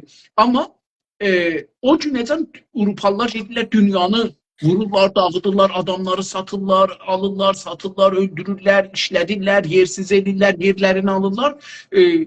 Güclə, bu para, güc gəlir, inkişaf edir iqtisad. O bayaq dediyimizə bağlanır, o kasıbın beyni, kasıb olduqca, zəif olduqca beyni gedir qalıya. Kullandıqca, gücləndikcə beyni də gedir qabağa. Çünki iradəsi, özünə etimadı tapır, özgüvən tapır, gedir qabağa. Görürsün, bu burada gəlir kapitalizmi, yəni o kapitalizmi nəqdə çəkir. Yavaş-yavaş gedirik. Buyurun. Əgər burada bir söz var, buyurun, yoxdur. Odur ki, daha indi mesela bir tane xan, bir tane kendin baron ya mesela landlord ya mesela lord İngilizce'de, Almanca'da, İspanyolca'da değişik adları da var da bunların. Ve bizlerde xandır filandır da. Bunlar yani bir tane kendi var ya 10 tane kendi var. Filan yerden filan kətlər mənimdir. Bu kət işləyənlərdən də hətta bunların yazıları qalır da Qacar zamanından. Neçə dənə inəyi var, neçə dənə gəlini var, neçə dənə fəhləsi var, neçə dənə işləyəni var. Türkiyədə də bunlara maraba deyərdilər. Maraba ərəbcədə mürəbbə kəlməsindən gəlir. Yəni 4-dən 1. Ona görə yəni deyərdilər ki, sən işlə, sonra 4-dən 1-i sənindir. Qalanı da gəlir alırdılar. Və yəni həmən surf da olurdu. Maraba fikrim olur həmən surf Fransızcada. Fikrim surf Fransızcadır, sonra başqa yerlərdə işlənilibdir. Çünki İngiltərədə də zaten Fransızca danışılırdı. Yəni İngiltərədə elitin dili Fransızca idi. Ona görə o ortaq dilə də lingua franca ona görə deyirlər. Çünki Fransızca hakim idi bölgədə. Avropada bir Almanca idi. Almanlar idilər orada olaraq filan. Əlbəttə. Axirlər ərz edirəm, bir də Fransızlar idi. İngilizlər çox hesaba gəlmirdilər. İngilizin eliti Fransızca danışardılar bir-birinə. Necə bizim Qacarlar, o bilər, bir-birinə danışanda Farsça yazır, deyir, mən hökm mikonəm, bəndi-qanuni mən, Müzəffərəddin Şahın səsi var, böyləsinə. Qacar zamanı da böyleydi. Rüaya var, yəni rəiyyətlər, bir də ki, rai var, çoban, mən ki, züllüllah həstəm, mən ki, sayi xudavand həstəmlər zəmin, Müzəffərəddin Şah deyir. Allahın şeyidir, yer üstündə kölgəsidir. Və Müzəffərəddin Şah dedim də, Məhəmməd Şah yox. Avrupa'da da böylədir. Ama buradan ötüye gedir. Avrupa sizin dediğiniz kimin, sizin bu zəminəni fərahəm etdiyiniz kimin dediniz. Bunlar Avrupalılar Osmanlı kimin davranmadılar. Ne bileyim Qacar kimin, Səfəvi kimin davranmadılar. O Səfəvilər də çox yeri yıxdılar, yandırdılar, öldürdülər, qətlamlar elədilər. Ama ve mallarını söktüler, getirdiler. Ama Avrupa'nınki daha çok farklıydı, daha çok sistematik idi. Mesela bir yerde gelip birinci olarak olan dilini değiştirdiler, dinlerini değiştirdiler. Topraklarında ne özlerine o ana memlekette lazım idi, onu ektirirdiler. Mesela bir yerde özlerine bir şey ekirdiler, mesela Məkkə ekirdiler. Amerikan, mesela Louisiana'da. Amerikanın özündə, ya Kanadanın bir bölgəsində, ya Orta Amerikalarda bir şey əkilirdi, özlərinə yeməklərin hər neydi. Onu qoymurdular ki, özünə nə lazımdır Fransada, ya nə bilim Portugalda, nə bilim İspanya. Əvvəlki öldürmüş 100 milyon adam öldürübdü da. Yəni bizim Türk hakimiyyətlərində, hətta İslam hakimiyyətlərində belə qətliamlar görünməyib. Yəni yığsaz belə qətliam yoxdur ki, bunlar ediblər mütəəssifanə. Hələ indi burada mən qatılmıram bu sözlərə. Mən tamam. Bunu bəhs edərik da, yenə də bunlar deyirəm. Ağa, bu bəhslərin biri də budur. Yəni, o adam həm sərmayə... Okulları getdilər, yığdılar, getdilər. O sərmayədar kapitalist. O oradan yaranır. Həqiqətən o qədər bunlar, yəni bir pullar gəldi Avropaya ki, bunlar yox idi, bilmirdilər ki, bu nədir yəni? Yəni, məsələn, düşünün ki, 100 dolarla, 150 dolarla, 200 dolarla uğraşırmışlar. Birdən bunların əlinə gəlib milyon bilməyiblə deyir. Ona görə Avropa indi dünyanın ən zəngin yeridir. Her zaman da böyle. Yığıb orada, her yeri çapıplar, yığıb sonra. Her yer, o çalıp çapıplar oğurludular. Avrupalılar dünyanın en büyük oğrusu, yani dünyada en büyük oğru kimlerdiler? Fransızlardılar. Fransalılar. Ben getmişəm, inşallah ki, eğer getməmişsiniz, size de kısmet olsun. Bunların muzelerine bir yani adam oturur, resmen oturur, ağlayır. Resmen baksan görsən, ağlayırsan da bunu hardan oğuplar? Mesela Merağanın filan kendinden. Erz edirəm. Ciddi edirəm. Bunu mesela filan Ərağın filan kendinden, yerin altından qazıb çər və baxsan görsən daş mesela 5 tondur. Bunu necə gətiriblər buraya? Adam öz-özünə o zaman. Və daş da qırılıbdır. Sonra gətiriblər bu qırıq daşları birbirinin üstünə qoyublar. Sonra yani her şey Fransa'da, İngiltere'de yani budur. Yani dünyada en büyük oğru millet. Yani elbette indi olup da bizimkilerde de var böyle şeyler. Ama en son biz bunlara rast gelmişik. Buyurun. İkinci şey ki, bu çox mənə önəmlidir. Bu Karl Marx bunu bəhs edir. Advocating for socialism. Yeah. O nədir? Sosyalizm nədir? Çok büyük bəhsdir. İşte, tabii sosyalizm nedir sualı cevap verirler mi? Çok kısa. Çok kısa. Bir iki gündə də. Kısa budur ki, yani biraz önce baksanız iki tane yere bölünür. Yani iki bölüme bölünür bu siyasi felsefe. Biri insana daha çok değer vermek. Siz benim danışıqlarımda hatta ben yadıma gəlir qəşəngcə. Hatta ben tartışanda birisiyle de orada olduğunuzu veya topluma değer vermek. Çünkü burada o Marx bunları balansiya etmeye çalıştı ama yaxşı təfsir olunmadı Marx tarafından. Gene de gəlirdik oraya yetişdik ki, toplumun daha çok değeri var. Topluma bu balansı topluma tərəf əyməliyik bu tərəzini ya individuala göre, şəxsə göre. Mesela o yerlerde ki ben hardan misal getiririm sizə. Çin'i misal getiririm. Vietnamı da gətirə bilərəm, Korəni, Japonu, Kambocu. Ama Çin gətiririm ki, yaxşıdır. Çin hər iki tərəfi də qapsayır. Hansı iki tərəfi? Çinin güneyində daha çok düyü əkilir. Suluk yerler var. Böyle yekə suluk yerler var. Təsəvvür edebilirsiniz o suluk yerlerdeki düyü əkirlər ya. Ve bütün aileler katılır, kendin aileleri. Bütün kənddə mesela ne bileyim 100 tane aile var. O 100 tane aile gelir. Ne zaman bunları əkəcək? Çünkü belli zaman əkilməlidir. Bütün kəndin, mesela bir gün gəlirlər Zəfər Əliyin mesela yerini, o düyüləri əkəcəyik. Sabahda mesela Əli Qulunun üçün, o birində Abdullahın üçün, o birində Həsənin, o birində Hüseynin. Hamı. Elə Həsən də oradadır, Zəfər Əli də oradadır, Qulu da oradadır. Bu cür gedirlər bu cür. Ve bu betərdən toplumculuk ve sosyal ve topluma tərəf, topluma değer vermək orada daha çoxdur Çinin güneyində ve Vietnamda ve bu cür yer. O yerlərdəki əkin, çünkü bizim sosayetimiz əkindən gəlir də. Çox elə belə 100 il bundan önce her şey əkin üzərinəydi. Neft çıxmadan önce her şey əkin üzərinəydi. Düşüncelerimiz de oradan gəlir. Biz necə davranırıq sosayetədə, o əkin kültüründən gəlir. Ona göre gərək bunu anlatam sizə. Nə qədər də qıst eləyə bilsəm. O yerlərdə ki, gərək bütün kəndin əhalisi, hamı gələ, tökülə. Bu adam mesela uşaq, mesela ne bileyim evlənibdir, bunun ev tikək buna. Sabahlar bir de o birine tikək. Hamı da yığışacaq buna tikələ ev. Ya mesela hər nə dərdi var birinin. O bölgələrdə, o coğrafide toplumculuk çoktur. Orada sosializm çoxdur. O yerlərdə ki, lazım deyil, siz şəxsiniz də təbiətlə uğraşa bilərsiniz. Gedib ava çıxa bilərsiniz, ət gətirə bilərsiniz, nə bilim. Bu, hətta buğda əkməkdə Çinin quzeyində belə, Çinin quzeyinə tərəf gedirsiniz. İndiki Çin ərz eləyirəm. İndi Çinin quzeyinə geçsəniz, orada daha çox buğda əkimi vardır. Ta düyü əkimi. Buğda əkimini də o qədər o ki dedim, toplum gərək qarışsın, o qədər lazım deyil. Elə birisi özünün zəmisi ola bilər, onu əkə bilər, carcarını da sürər, öküzün də şeylər buğdasını da gətirər. Hə, yardım ehtiyacı var, heç olsa yer. Amma daha çox bireysəllik, individualizm və bunun farsçasını əgər mənə desəniz, yoldaşlar da bireysəlliyi bilməsələr, fərdi gərayi, onlarda daha çoxdur. O yerlərdə, o coğrafilərdə ki, lazım deyil çox hamı bir-birindən həmyarı eləsin, işbirliyi eləsin. Orada fərdi gərayi çoxdur, orada bireysəllik çoxdur. Bəlli bir şeydir. Heç millətə də aid. Bu zaman əgər icazə buyursanız bunu Azərbaycanımızda bir salın. Bir cümlədə deyim. Məsələ, Japonda ki, bütünlüklə düyü əkilən məmləkətdir və ya Korədə bəhətərdən şey var, topluma dəyər var. Toplumun qurallarını qırsan, adamı qulağını kəsərlər. Toplum çox şiddətlə toplumculuk, yəni toplumun gücü çox güclü. İnsanın, şəxsin, fərdin, bireyin o qədər gücü yoxdur. O qədər haqqı da yoxdur.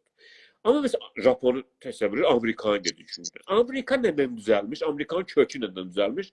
Avropadan qaçmış oğrular, qaçaqlar, ne bilim, dincilər, İftirati dincilər, ya dinsizlər, onlar için o sosietede çox bəyənilmirdilər, çox qəbul olunmurdular. O sosiete onları qusurdu, atır deşiyə. Hər halda yəni, əksəri, hamısını demirəm, çox şərif insanlar. Onlar gəlib Amerikanın kökünü yaratmışlar, birinci jenerasyonunu. Və o kültür, Amerikada şiddətlə baxsanız individualizmin hörməti var. Yani benim personal rights hapsında görəcəksən, property rights.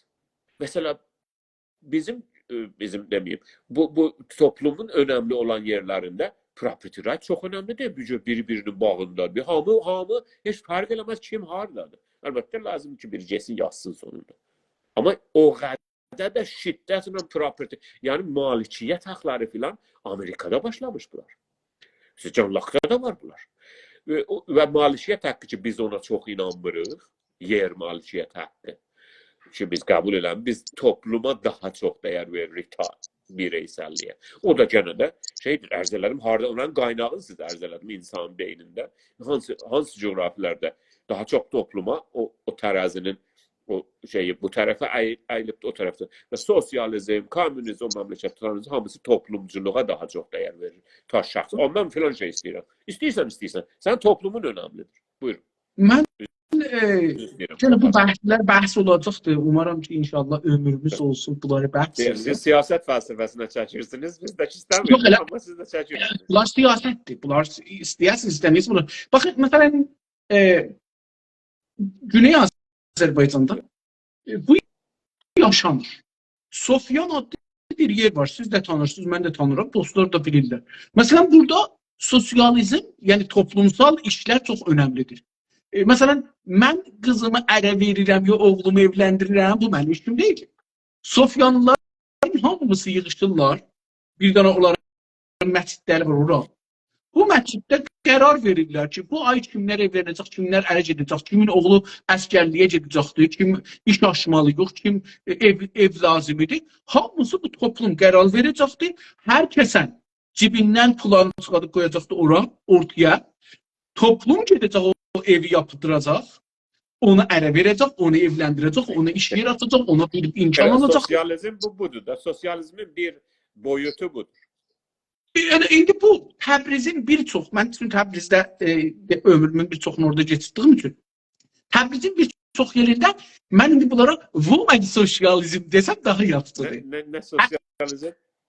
Qadınlar toplumluğu. Yəni, qadınlar toplumluğu erkəklərdən fərqlidir. Təbrizdə erkəklər bireyseldirlər, yəni fərdi hərəkət edirlər. Bu mənimdir, ecət yox. Xanımlar necə? Xanımlar zəif olduqları üçün pulu bir şeyə çatmır. O nədəni o deyil, nədənini mən bir soruşarsınız deyərəm bir gün. Bir dəqiqə. Xanımların pulları əllərində olmadığı üçün, zəif olduğu üçün pulları bir şeyə çatmır. Bir dəqiqə daha. Buyurun, buyurun. Neden o değil de? Nedenler gene de dönür. Neden oldu? Açın society'ne, min iller önceye dönür. Ben nedenin indi deyim ki, zoru çatmır. Zoru çatmaq üçün gəlli bir sistem yaradır. Bakın, siz sistemə gərək baxasınız. Bilmirəm, xəbəriniz vardı, girirsiniz ortaya, ya xəbəriniz yoxdur, girirsiniz ortaya. Xəbəriniz olmasa girməyin, lütfen. Təbrizdə xanımların gücü çatmır hər bir şey alsın. Evinə bir qızına bir cahaz alacaq, zoru çatmır. Ərində də pul yoxdur o qədər. Zora da qoya bilmir ərin. Falan bir şey alacaqlar, özünə qızılı alacaq falan, bir şey alacaqdır. Yoxdur, pul yoxdur. Neyinir? Gətirirlər, məhəllənin qadınları toplanırlar bir yerə. Həftədə hərəmiz 50 min tümən, 100 min tümən qoyacaq ortaya. Qur'a çəkəcəyik, hər kəsənin payına düşdü, pulun hamısını o götürəcəkdir. Gələn həftədən o 50 mini verəcəkdir, bir də izafi verəcəkdir. Ta həm o pulu ödəsin, həm də pulun özün. Ya bunlar gəlirlər, hamı ora iştirak elədikcə, hər kəs bir vaxt gəlsə, o bir vaxt alacaq, təbii ki. Amma ora gələnlər hamı bir növ, indi xanımların arasında, bir növ toplumsal həm güvənlik, həm əməkdaşlıq, bir-birinə çox gözəl morality vermək. İndi xanımlar Azərbaycanın bir çox yerlərində, hətta eşitdiyim qədər çətlərində bu işi görürlər. Toplanırlar, pullarını qoyurlar bir-birinin üstünə. Filan kəsin qızı ərə gedəcəkdir, tamam ona cahaz alaq. Hamısı yığışır, o pulu qoyurlar bir-birinin üstünə, hamı qoyur. O cahaz alır. O da bundan bu yüzden pulu koyacaqdır. O birisi xanım, mesela birinin oğlu gelir ya biri ev alır, biri apartman alır falan ehtiyacı vardı koydur onu. Her halde İslam diyeyim ki bu bizim Azerbaycan'da da gedir. Her ikisi de müteessifane sosyalizme çok hala getməmiş. Ama başlanıp güzel tecrübeler var.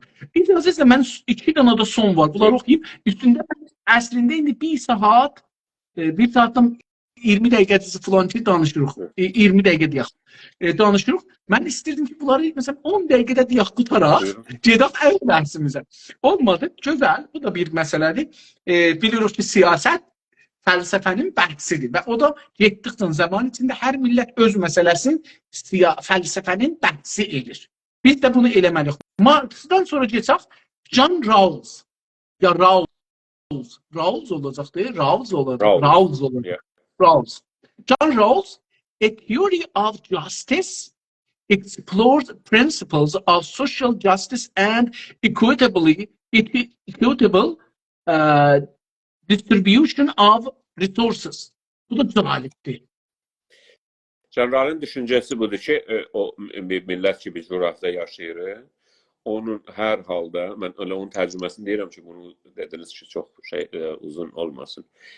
Bir türlü oradaki qaynaqlar, o resursların nefti var, ne bileyim alması var. Ya hər halda, hər nə ki o dəyəri var yerin altının, yerin üstünün. O bir türlü paylaşılmalıdır o millətə bir ədalətlə. Ki özü də böyük bir bəhsdir ki, və yani adalet demir. Adalet demir. Deyir ki justice and equitable.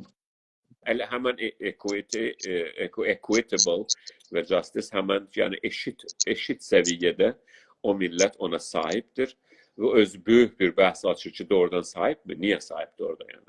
Sahip mi? Devlet mi sahiptir? Devlet yoksa millet mi sahiptir? Ve devlet milleti necə təmsil elər və necə həmən o justice'i, o resursu, yəni qaynaqları yaya bilər millətin içinə.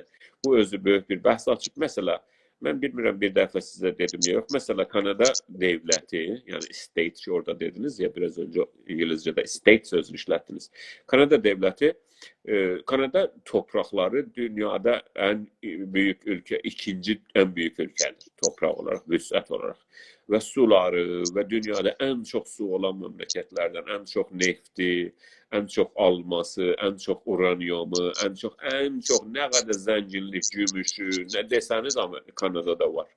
Ve bu Kanada'nın ərazisinin %91'i 80'dən biraz çox 91. 89. 89. 89 mu? Mənim yadıma gələn 91-i devlət əlindədir. Devlət oranı şey edir. Yəni devlət ki, deyir mən milləti təmsil edirəm. O da özü bir mənə görə. Onun icazəsilə mən üçün onun üstündə işlərim o beləsidir. 89% indi Prince'indir. Bir de Prince değil, King'dir. King'indir, qabaqdan Queen'in idi.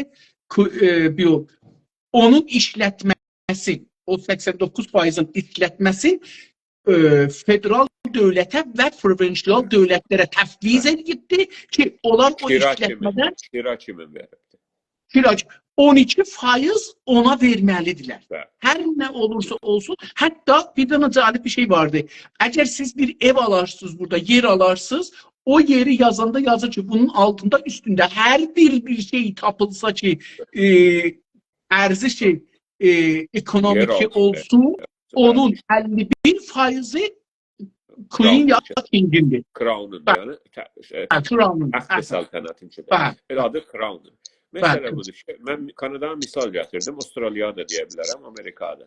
Bunlar hamısını biz bir baxmışıq ki, devlət nə qədər zəngindir. Dünyada ən zəngin və ən çox qasib olan devlətlərdən biri Kanada devlətidir. Ən çox mənə görə, Rusiyanın yanında. Mənə görə Kanada yenə ikincidir, Rusiyadan sonra, Rusiya devlətindən sonra. Yəni, hər şeyə sahibdir, hər şeyi qəsb etmiş və normal insanlar ki, bu qədər Kanadada yaşayırlar, %5 ila 6 bu topraklara sahibdirlər. Biri deyir, mənim evim var. Və o da gənə də sizin işarə etdiyiniz kimi bir neçə metrə yerin üstü və neçə metrə yerin altına qədər orada fəqət yaşasın, ölsün. O da zaten ona görə ölsün dedim. Niyə dedim? Çünki mortgage sözü var ya, deyirsən kira verərsən ölənə qədər. O mortu, yəni həmən farsçada merci mürtü var ya, aynı söz. Yəni ölənə qədər. O da budur ki, həmən yeri sən bir ömür verərsən para, aylıq və hey verərsən, verməsən dəlindən alırlar. Orada yaşarsan, verməsən dəlindən alırlar. Sonra da sən ölüb gedərsən, sonra satarlar. Sonra başqa bir gənc ailə gələr o torpağa bir ömür şeylər. Marx buna qarşıdır. Hatta Marx'dan öncə də çoxları buna qarşıdırlar. Marx yəni bunu icad eləməyibdir. Marx bu təyəri icad eləməyibdir. Öncədən var ki, insan nə qədər haqqı var yerin üzərinə, toprağın üzərinə. Hər halda bunları deyərək də Kanada devləti hamısını hesaplasın 91'i geçir. Yerlilər, onlara ki bunlar bu indiyan deyirlər, yəni Hindistanlılar ki deyirlər. Yerlilər heç 2'ni belə geçmir, %2'ni. Yəni yer sahibləri 1.6 ila 2'dir və dünyada ən qasib məmləkətlərdən biri Rusiyadır, Kanadadır, üzr istəyirəm devlətlərdən, yəni öz millətinin toprağını. Avustraliya var, əlbəttə Avustraliya, New Zealand'da da azdır, buradan çox azdır, Amerika devləti öylədir. Yəni devlət sahibdir hər şeyə və yəni özdə biləsiniz, elə şeylər ki, yəni biz deyirik, bəs məsələn biz nefti filanı tanıyırıq, neftidə mən biraz öncə nədir, uranyum filan, elə məsələn lityumu hesablayırıq. Hər türlü yeraltı qaynaq hesablansa o devlətindir. Meşə, ağac, gül, su, dağ, daş, hər şey. Oğuz bəy, mən son zamanlarda gedirdim bu parçasıdıcı nədir, daşdan xoşum gələndə götürürdüm. Bir dənə kağız gördüm parçada, götürdüm, oxudum. Provincial parçada yazmışdı ki, parçadan daş götürsəz $91 ta $120 cəriməsi var. Çünki o daş sizin deyil, o Crown'uncudur, yəni şahındır. Yox, orada ki, məsələn, suda xoşum gəldi, bu daşı mən götürüm, onun bir $120 cəriməsi var. $90, $120. Devləti trilyonlar dolar, yəni bunu hesablaya bilsək, yəni bunu hesablayıblar. Mən ədədi deyə bilərəm gələn dəfə. İndi yaxşı. Hesablansa, bəlli bir ədədi var ki, bu qədər sərmayə nə qəddir? Yəni, nədir? Ədədi var onun.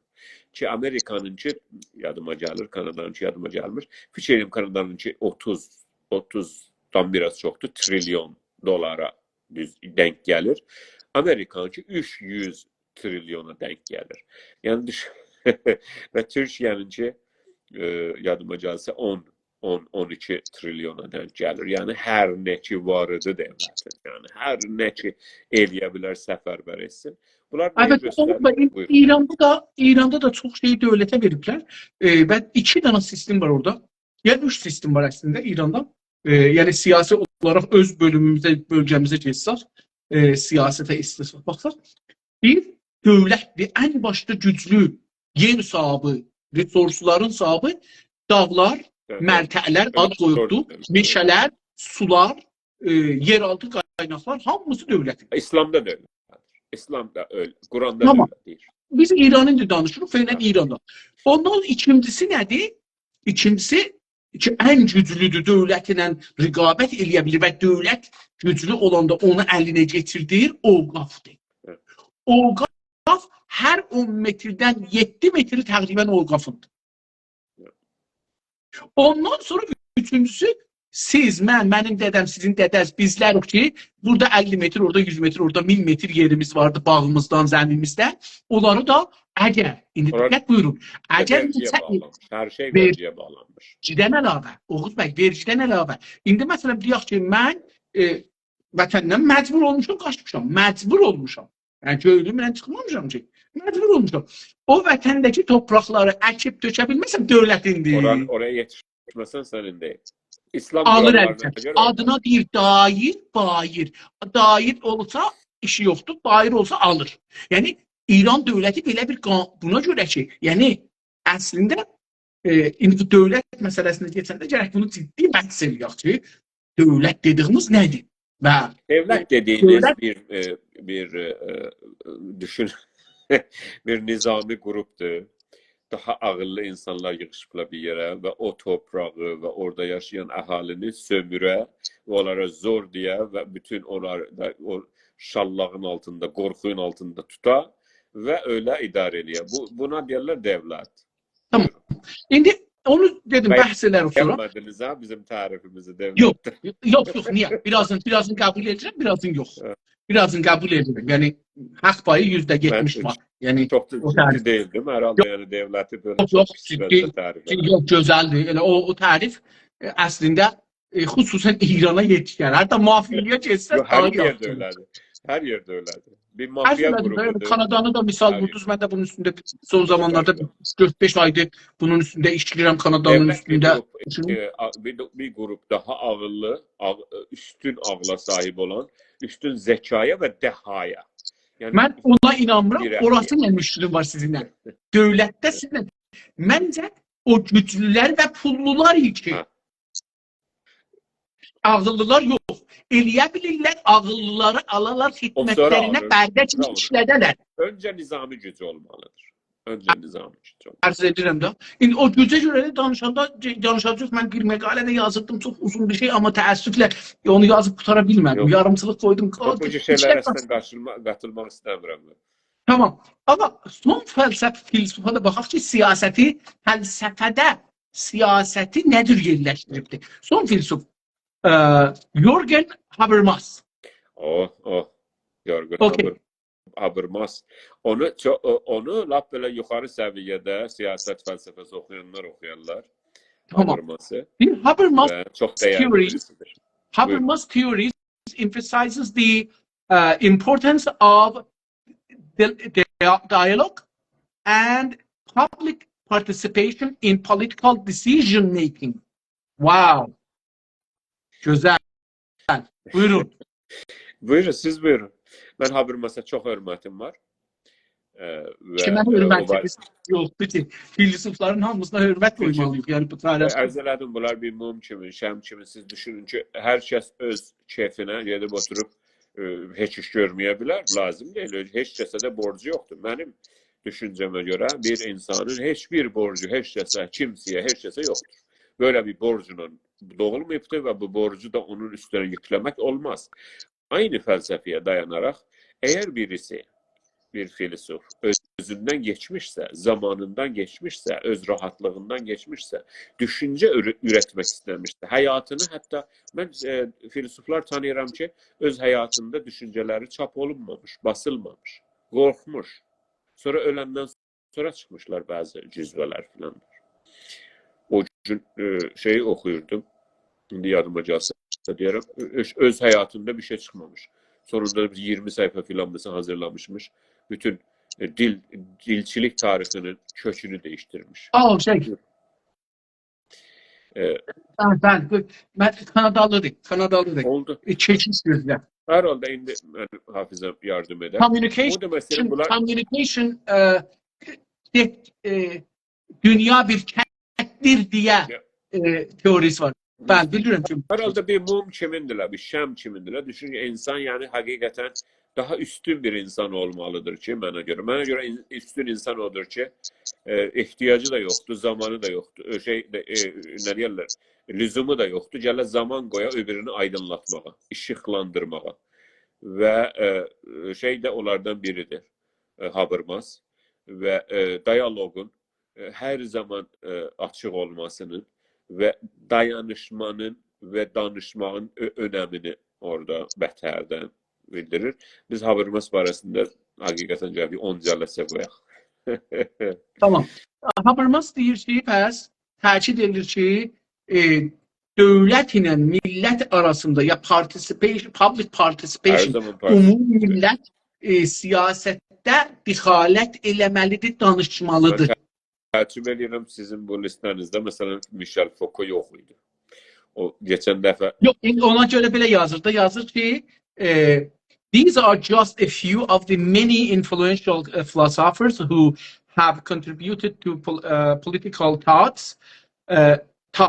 Political philosophy remains an active field of study and contemporary philosophers continue to explore political and social issues. Görürsünüz ki deyir qalır, amma burada o diyalog, o participation, o katılma, dayanışma və danışma hər zaman aktiv olmalıdır şeyə görə.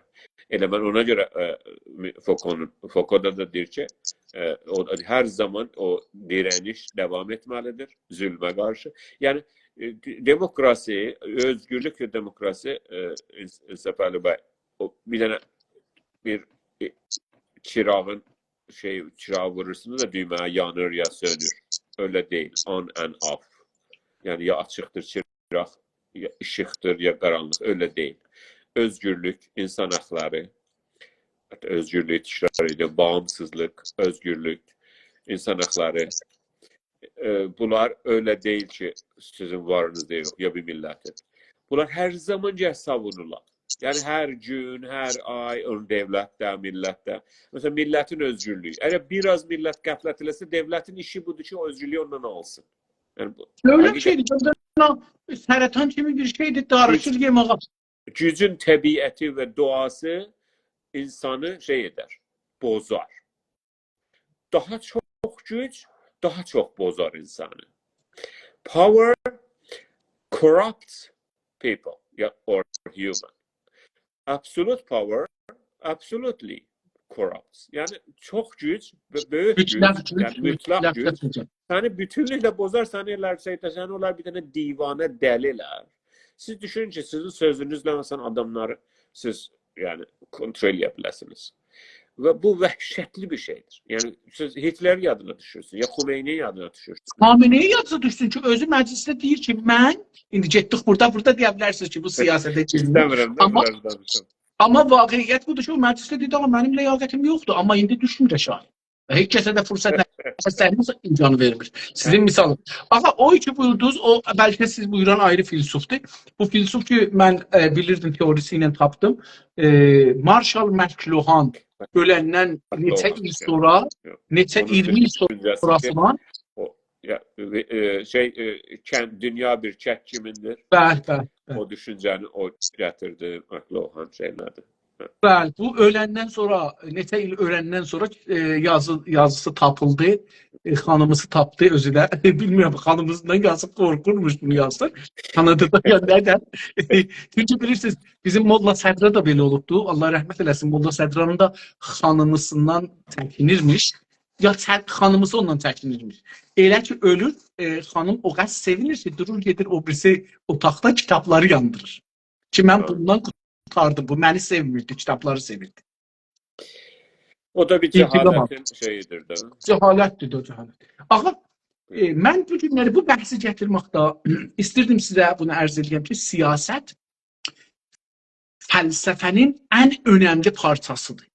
Və xüsusən fəlsəfə klasik fəlsəfə deyil. Fəlsəfə yaşamın və toplumun durumuna baxaraq onu görür, yəni nəzarətə alır, onu göz önündə tutur, ondan çıxış yolları axtarır, ya çözüm axtarır olan məsələlərə. Bu bizim Güney Azərbaycanda fəlsəfə beləsi olur. Yəni, təbii ki, Allahdan danışsa, bu məncə fəlsəfə deyil. Bəlkə bunu deyirlər, o, İslami fəlsəfədir, nə bilim, filan. Çünki o bizim yaşamdakı məsələmizə həll eləmir. Biz orada niyə haqqımız yoxdur? Niyə bir insan hesab olmuruq? Niyə? Məsələn, bayaq gözəl danışdınız. İnternet bizim haqqımızdır, təbii haqqımızdır, ya insan haqqımızdır, ya deyil. Dərs oxumaq, yaşamaq, yaxçı yemək, yaxçı içmək, yaxçı dolanmaq, yaxçı yaşamaq, ev sahibi olmaq, nikahlanmaq. Adamlar gedib qəbristanda yaşayırlar. Oğuz bəy. Adamlar Tehranda evin üst təbəqəsinin damın kirayı elir, ayı 20-30 milyon tümənə çadır vurur, orada yaşır. Acaba bir ev sahibi olmaq, o da quality ev nə ki zəlzələ gəlsə düşsün. İndi məsələn Təbrizdə, diqqət buyurun, fəlsəfənin bəhsi olmasa kimin bəhsi olacaqdır? Təbrizdə mən yadımda olanlar 1370-dən Təbrizin gündən bəhsi budur ki, zəlzələ gəlsə burada 45% şəhər kollən dağılacaq. Və ən azı 1 milyon adam öləcəkdir Təbrizdə. Siz indi bunu mənə deyin ki, bu fəlsəfənin bəhsi deyil, kimin bəhsidir? Çünki fəlsəfə bunu bəhs eləməlidir ki, bu şəhərdə nəcür olmalıdır, neynəməlidir?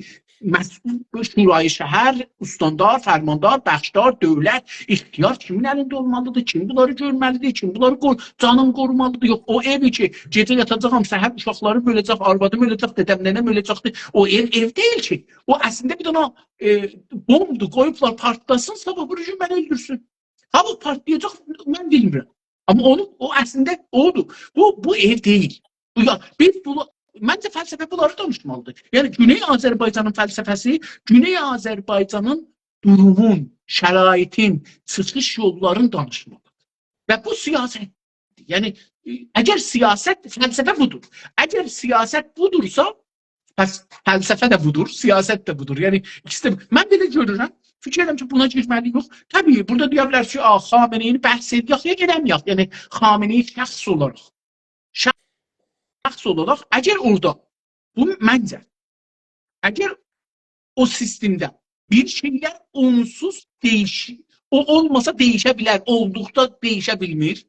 Yəni, onun varlığı, onun o dairəmin başında olduğu bir şeyləri qoymur değişsin, bir şeyləri saxlır, bir şeyləri daraldır üzdən. Bu siyasətin və fəlsəfənin bəhsidir ki, bir dana liderin, bunu mən cənabınızla bəhs eləmişim öncədən. Əcəba liderlər Güney Azərbaycanda və bizim bölgədə liderlər təyin edicidirlər, önəmlidirlər toplumun değişməsində, inkişafında, yoxsa toplum değişmədə önəmlidir. Bu bəhsi məsələn orada eləyə bilirik ki, orada məncə fəlsəfənin əsli bəhsi biri budur. Bireylər, yəni onlar ki, fərd idilər, bunların rolu, yeri toplumda, toplumun geri qalmasında, haqsız olmasında, ya inkişafında, ya siyasi düşüncə, fəlsəfə değişimində nə yeri var, ya nə manevi yaradırlar, nə şey yaradırlar. Bu da məncə fəlsəfənin bir bəhsi də budur. Yəni mən əgər səhv eləməsəm 6 il, 7 il bundan qabaq cənabınızdan bu bəhsi biz bir yerdə çox ciddi, bunu uzun dəfələrcə bəhs eləmişdik. Yerini deməyim hər halda, amma çox uzun bunları bəhs eləmişik. Amma məncə yarımçılıq qaldı və bu umuma çevrilməyib. Sizin necəsiniz varsa bunu Güney Azərbaycanda işarə etdiniz. Güney Azərbaycanda biraz öncə dedikdə, yəni fəlsəfi olaraq baxsaq, İran dövlətinin, işğalçı dövlətin mənfəətinə budur ki, Orada bireycilik daha çox olsun. Hər kəs bizim kültürümüzdə də bireycilik çox bir zəhər kimi bizi zəhərləyibdir. Hər kəs öz çulunu sudan çağatmaq. Bilirsiniz, mən bu sözü demə həmən, siz bilirsiniz mən nə deyirəm. Çul sözünü və su sözünü Azərbaycanda hamı bilir ki, filan kəs öz çulunu sudan çıxardır ya. Əslən, çulu sudan çıxartmaq kültürü. Zərbilməsən. Bəli. Nə demək bu deyim? Bu deyim bizə nə deyir? Deyim oradakı kültürü deyir bizə. Siz öləndən sonra sizi İslamda, Quranda deyir ki, siz yalnız sizin yaptığınız, etdiyiniz məsələlərdən şeysiniz. Sorumlusunuz. Bu bireyciliyi çox xardar, bu düşüncə. Bu beyində düşüncəsi, yəni siz məsulsunuz sizdən. Kimsə sizdən məsul deyil, siz də kimsədən məsul deyilsiniz. Siz bu dünyaya yalnız gəlmişsiniz, çılpaq və çılpaq da ölüb gedəcəksiniz. Və bu dünya bir geçid dünyasıdır və özü də önəmli deyil. O Nəhcül Bəlağədə Həzrəti Əlinin bir sözü var, deyir ki, dünya yox, əslən deyir, cifətün. Cifə, yəni heyvanın cəmdəyi qalar qoxuyar ya. Ona cifə deyərlər mənə görə ərəbcədə. Deyir ki, bu dünya bir qoxumuş heyvanın cəmdəyidir və onu istəyənləri də elə o ölü yiyənlərdilər. Və başqa yerlərdə də bilirsiniz, bir dünya nədir? Dünya məzrəətül axirə. Yəni, burada nə əkirsən o tərəfdir. Məsələ budur ki, meyvə burada deyil. Səfəri bəy. O ürün ki, sən onu əldə edəcəksin, o burada deyil. Ona görə fəqət yaxçı ol özüvə, ətrafındakılara yaxçı ol, öz Allahınla öz rabitə düzəl, yaxçı namaz qıl, gecə gündüz başın yerdə və bir türlü istiğasə elə və yalvar ki, sən o dünyada ən azından yandırılmayasan və orada daha kölgəli və sulu ağacın kölgələrinin altında və olasan, yaxşı sərin yerlərdə yaşayasın, cənnətdə. Mən istəmirəm də çox iti və qıntalı danışam. Bu individualizmi çoxaldır, bireyciliyi çoxaldır sosietələrdə. Bu tutumlar. Zülüm çox olanda, bax, işarə edirəm, çox olanda. Zülüm normal olsa yaxşıdır. Zülüm çox olanda, o baskı çox olanda, hər kəs öz canının hayında olar. Əgər normal insan eşitsə qəbul edər, təyid edər ki, öylədir.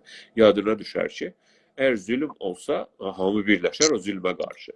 Amma zülüm müzahif olsa, çox şiddətli olsa, da siz bilsəniz ki, xiyabanlarda gətirib, məsələn, bu həftə baxırdım, ağacı asırlar, o gərsəqili asırlar, adamı asırlar. Zülüm çox, yəni qorxu çoxdur, yəni.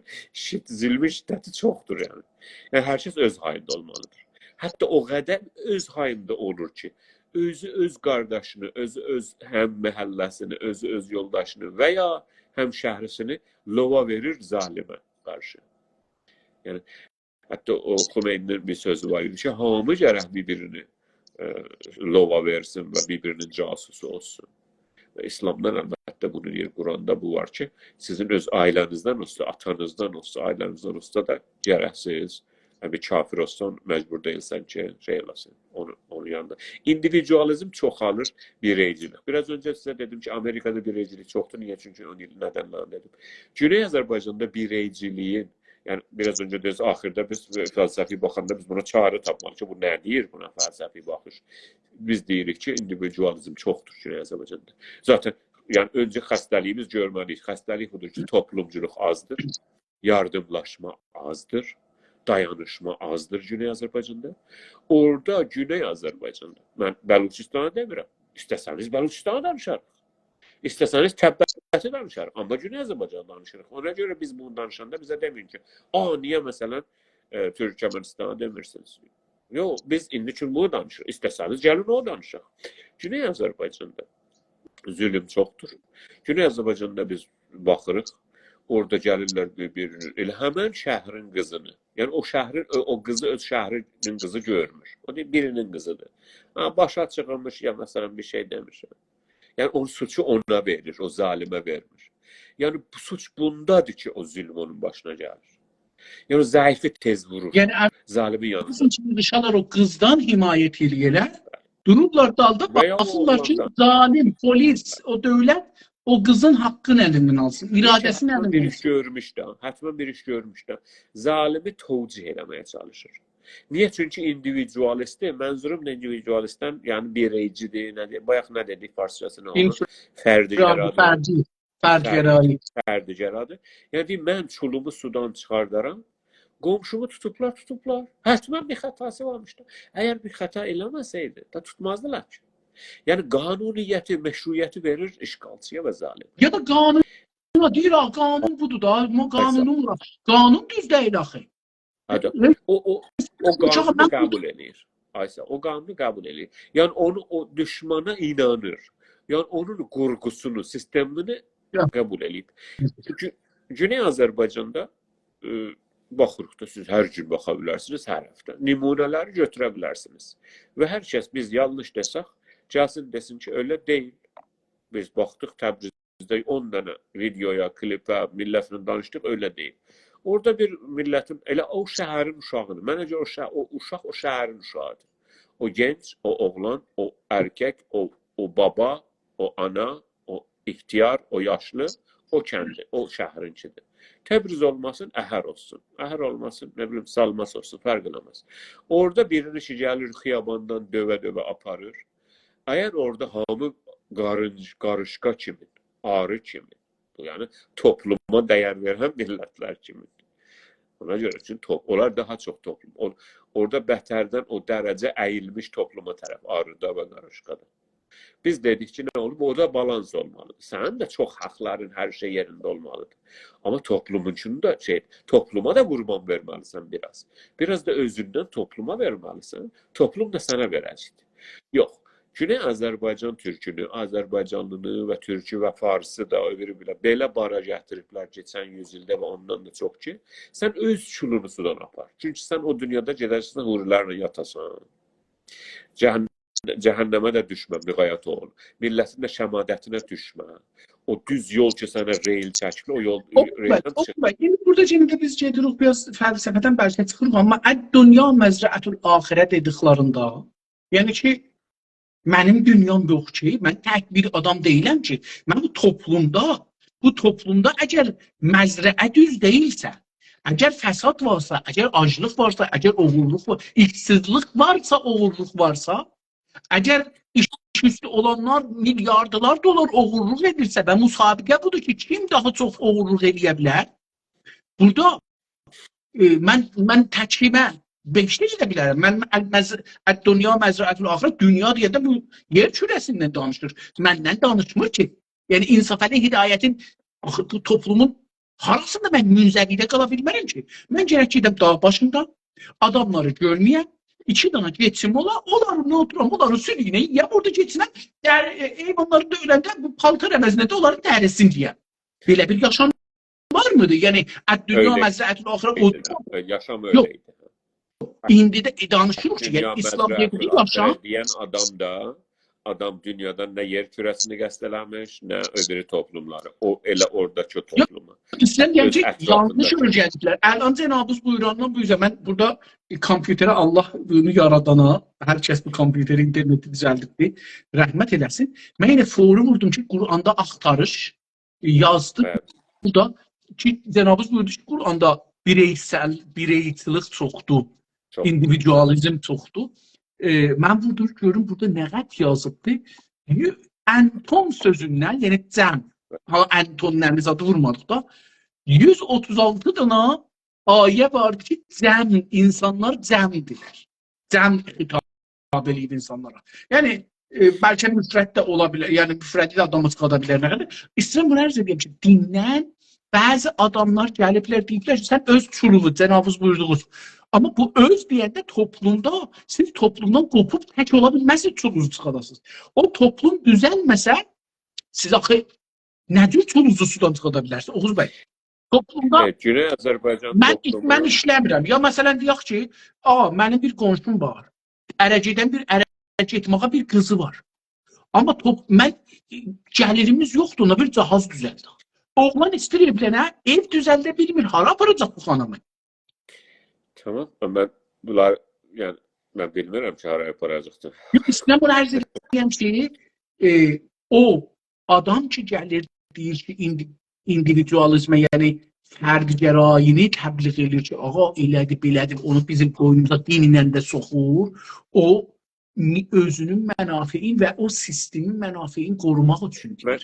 Yoxsa deyəm ki, sözümün indi 2 saat oldu. Bəli, yavaş-yavaş 2 saat oldu. Mən istəyirəm deyəm ki, bir sosietədə, bir toplumda ki, toplumculuq daha çox ağır bassa, biraz çox ağır bassa, o toplumu əsir eləmək biraz çətindir. O toplumu işğal eləmək biraz çətindir. O topluma, Türk toplumuna Kürt üstandar seçmək çətindir. O toplumu başqa yerdə, o toplumun halısını Persian halı satmaq yerinə satmaq çətindir.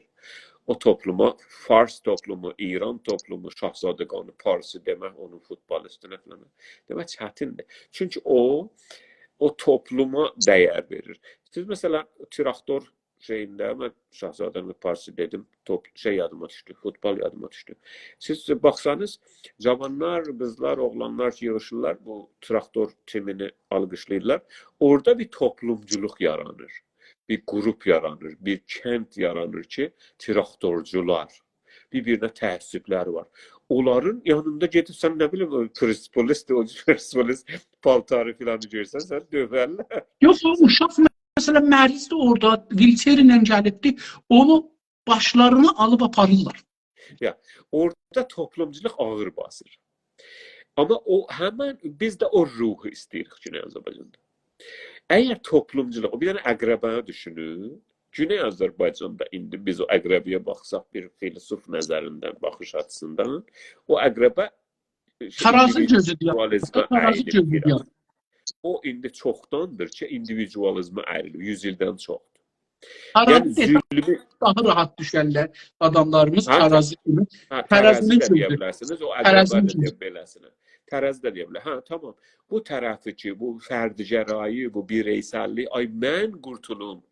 Mən və ailəm, mənim böyük evim olsun, mənim hər şeyim olsun. Qonşu, o kasıb, o fəqir, öbürü məhəllədə əmoğlumuz, həmşəhrimizi tutsunlar, döysünlər, fəqir olsun. Yəni, umurumda deyil, çünki onun da özünün Allahı vardır. Demək ki, Allah onu təqdir eləmiş. Və bu, təbii ki, bu xəstəlik ki, bizdə var ki, biraz daha çox fərdi-gərayıq, daha çox bireysəlik, birazı İslamdan gəlir. İkinci amilini dərz elədim. O da müzaif zülmüdən. Zülmün çoxu da onu elər. Yəni, əzər dağıdır. Məsələ, siz bir şeyi qoyun. Mən fikirləmirəm, yaxşı misal ola, amma qoy deyim də. Məsələn, onu yumruqla vurun. Biraz yavaş vursanız, ola bilər, o daha bərkiyə, yəni o müqavimət eləyə sizə qarşı. Amma çox bəh vursanız, o parça-parça olar. Güney Azərbaycan o qədər böyük zərbə görmüş. İlla ki Rus işğalından, yəni birinci Rus işğalından qadınlarına təcavüz olunmuş, zemiləri yandırılmış, qapılarına qədər, evlərinin pəncərələrinə qədər Rus soldatları söküb aparmışlar. İkiyə bölünmüş, bir tərəfi Ruslaşmış, bir tərəfi tradisional olaraq farslaşmış qalmış. Fars şiftəliyi, Fars aşıqlığı qalmış. Azərbaycana bir zərbə dəymiş ki, ikinci Rus gəldəsində, Rus gəldi biz deyirik. Gənə də qadınlarına təcavüz olmuş, bunun namusuna, şərəfinə, qaçıb buna.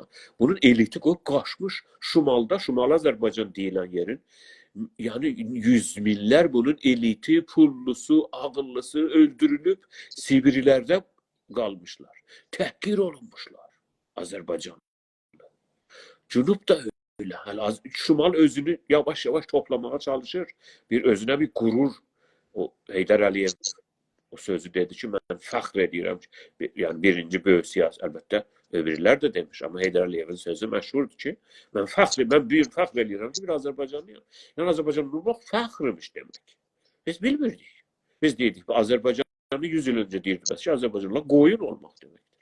Azərbaycanlı olmaq, yəni İran deyilən yerin şeyi olur, separi bəlası olmalıdır ki, İran, Qacarlar, Mollalar, İranla, Qacarlıq imperatorluğu ilə Rusları savaşır. Yəni, bunlar gedəcəkdir ölümə. Nə Sistandan gedəcək, nə Xorasandan, nə Ərəblər bölgəsindən, nə Kürdistandan, nə Faristandan, fəqət bizdən. Rəsmi ordular durur da, Abbas Mirza da durur, komutanları da durur, hamısı gedib baxmaq olur. Yəni, biz deyirik, bəs ki, Azərbaycanlı ilə lazım olanda kötəyə verəlir. Cumhur İslamı da bu cür elədi. Azərbaycanlı böyle bir əzilib, hətta ki, Rıza Pəhləvi gələndən sonra Azərbaycanı bətərdən təhqir etmiş. Nizami işgal. Heç kəs bilə bilmir. Hamı deyir, bəs ki, Məhəmməd Rəşad 1946-da eləyibdir. Nizami işgal, rəsmi nizami işgal. Ordu göndərilib adamları öldürmək, asmaq, kəsmək Rıza Pəhləvi zamanında olmuş. Devam etmiş ta Birinci Dünya Savaşı. Üz istəyib, ta gələ 2-ci Dünya Savaşına ki, bilirsiniz nələr oldu. Və yəni, Azərbaycanlı böyle olmuş. Bu zərbənin, bu travmanın, çox, yəni travma bir yerəcən yaxçıdır. Fikirləmin deyirəm, yaxçıdır, gərək olsun, ha? Demirəm, zəruridir. Amma millətləşməyə travma yaxçıdır. Bunu bilin. Yəni, milləti travma yığar. Millətləşməyin, milləti düzəltməyin, toplum olmağın nədənlərinin biri, illətlərinin, amillərinin biri travmadır. Yəni, genel travma. Yəni, hamını, məsələn, mənim başım ağrıyır. Məsələn, başım ağrıyır. Mənim də başım ağrıyır. Onda biz daha yaxınlaşa bilərik. 5 dənə də adam taparıq, başları ağrıyır. O birində, məsələn, ayağı ağrıyır. O birində gözü ağrıyır. Bir millət ki, bir travmanı geçirə bilsə, bir dərdi çəksə bərabər, o milləti də sökmək olmaz bir-birindən. Yəni, bir aclıq oluruz. Amma bu çox olsa, müzaif olsa, çəkilməz olsa, böyle olar Güney Azərbaycan kimi. Azərbaycan, Şimal Azərbaycan'a bıraq. Təşəddüd çox olar. Yəni, parça-parça olar. Hər kəs öz fikrində. Ərdəbilliyə Təbrizlini bəyəndirmək olmur. Təbrizliyə Xoylunu. Yəni, bu məsələ fəqət Farsların hükümətə gələndən deyil, ki, onlar yaradıblar. Yox, öyle deyil.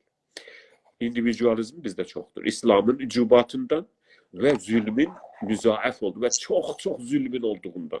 Və təbii ki, 1946-da Məhəmməd Şahın açıq həmləsi və yenə də qadınlara təcavüz, yenə də zəmilərin yandırılması, saqqallarının yandırılması və təhqir, Azərbaycanın təhqiri. Və 10 sənə sonra 1956-da Fərman-ı Hümayun ilə mən o kağızı görmüşəm. Mən şəxsən görmüşəm o kağızı. Fərman-ı Hümayun ilə Azərbaycana, yəni Güney Azərbaycana əfvi vermək, bağışlayır zati şahanələri. Və bu bizi bu hala salır ki, biz bunu devam edə bilmirik, hətta duygusal olaraq. Yəni düşmanın. Ona görə individualizm çoxdur bizdə. Toplumçuluq azdır. Bunu biraz önce sosyalizm falan dedik ha. Teşekkür ederim. Çok sağ olun. Dostlar, bugünkü bəhsimizdə biz öz bəhsimizi qeyd edə bilmədik əslində. Bəhsimiz qaldı. Olsun, gözəl bir bəhs açıldı.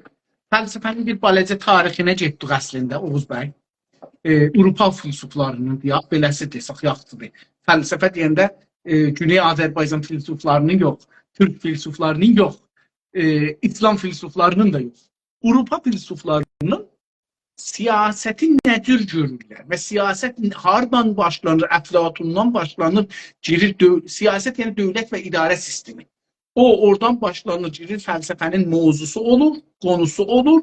Ta bugünkü ki, axirican gördünüz ki, getdikcə inkişaf edir və hər filosof öz çağında, yaşadığı çağdaki toplumunun problemləri fəlsəfənin mövzusu, konusu edir və onu mübahisə edir.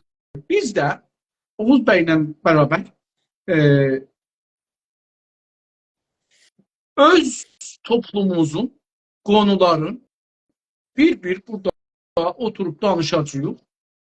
Oradan ki mümkündür, tərəfsiz. Çünki ən önəmli budur ki, tərəfsiz baxaq mövzuya. Yəni, təəssübsüz, beləsi deyim. Təbii ki, biz təəssübümüz var. Yəni, təəssübümüz var şeyə. Azərbaycana, Türklüğa, hökumətimizə. Amma oradan ki mümkündür.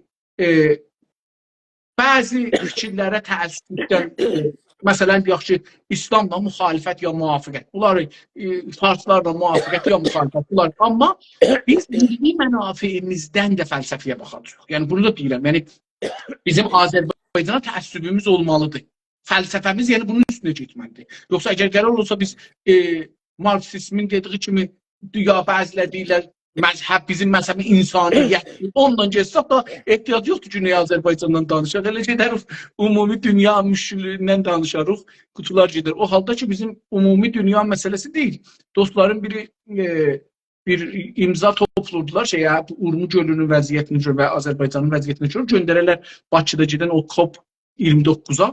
Mən dedim, mənim adıma həttəmən yazın. Bundan belə ki, içində bir-iki irat var idi, mən gördüm. Bir versionində əlbəttə. Onu da dedim dostlara. Amma dedim, adımı qoyun ora. Çünki bu bizim önemli meselemizdir. Dünyada mümkündür, Kanada'da bir şeyler getirir, ayrı yerlerde bir şeyler getirir. O bizim bu günləri emergency, iztirari bəhsimiz değil. Bizim bəhsimiz Güney Azərbaycanın indi durumu və gələcəyidir. Oğuz bəy, mən təşəkkür edirəm. Bu günlərdə cənabınızı mənim otağımda qonaq edərik. Gələn həftə də sizin otağınıza mən nüzul-i iclal sizin buyurun. Sağ olun. Gələn həftə xidmətinizə yetişərim.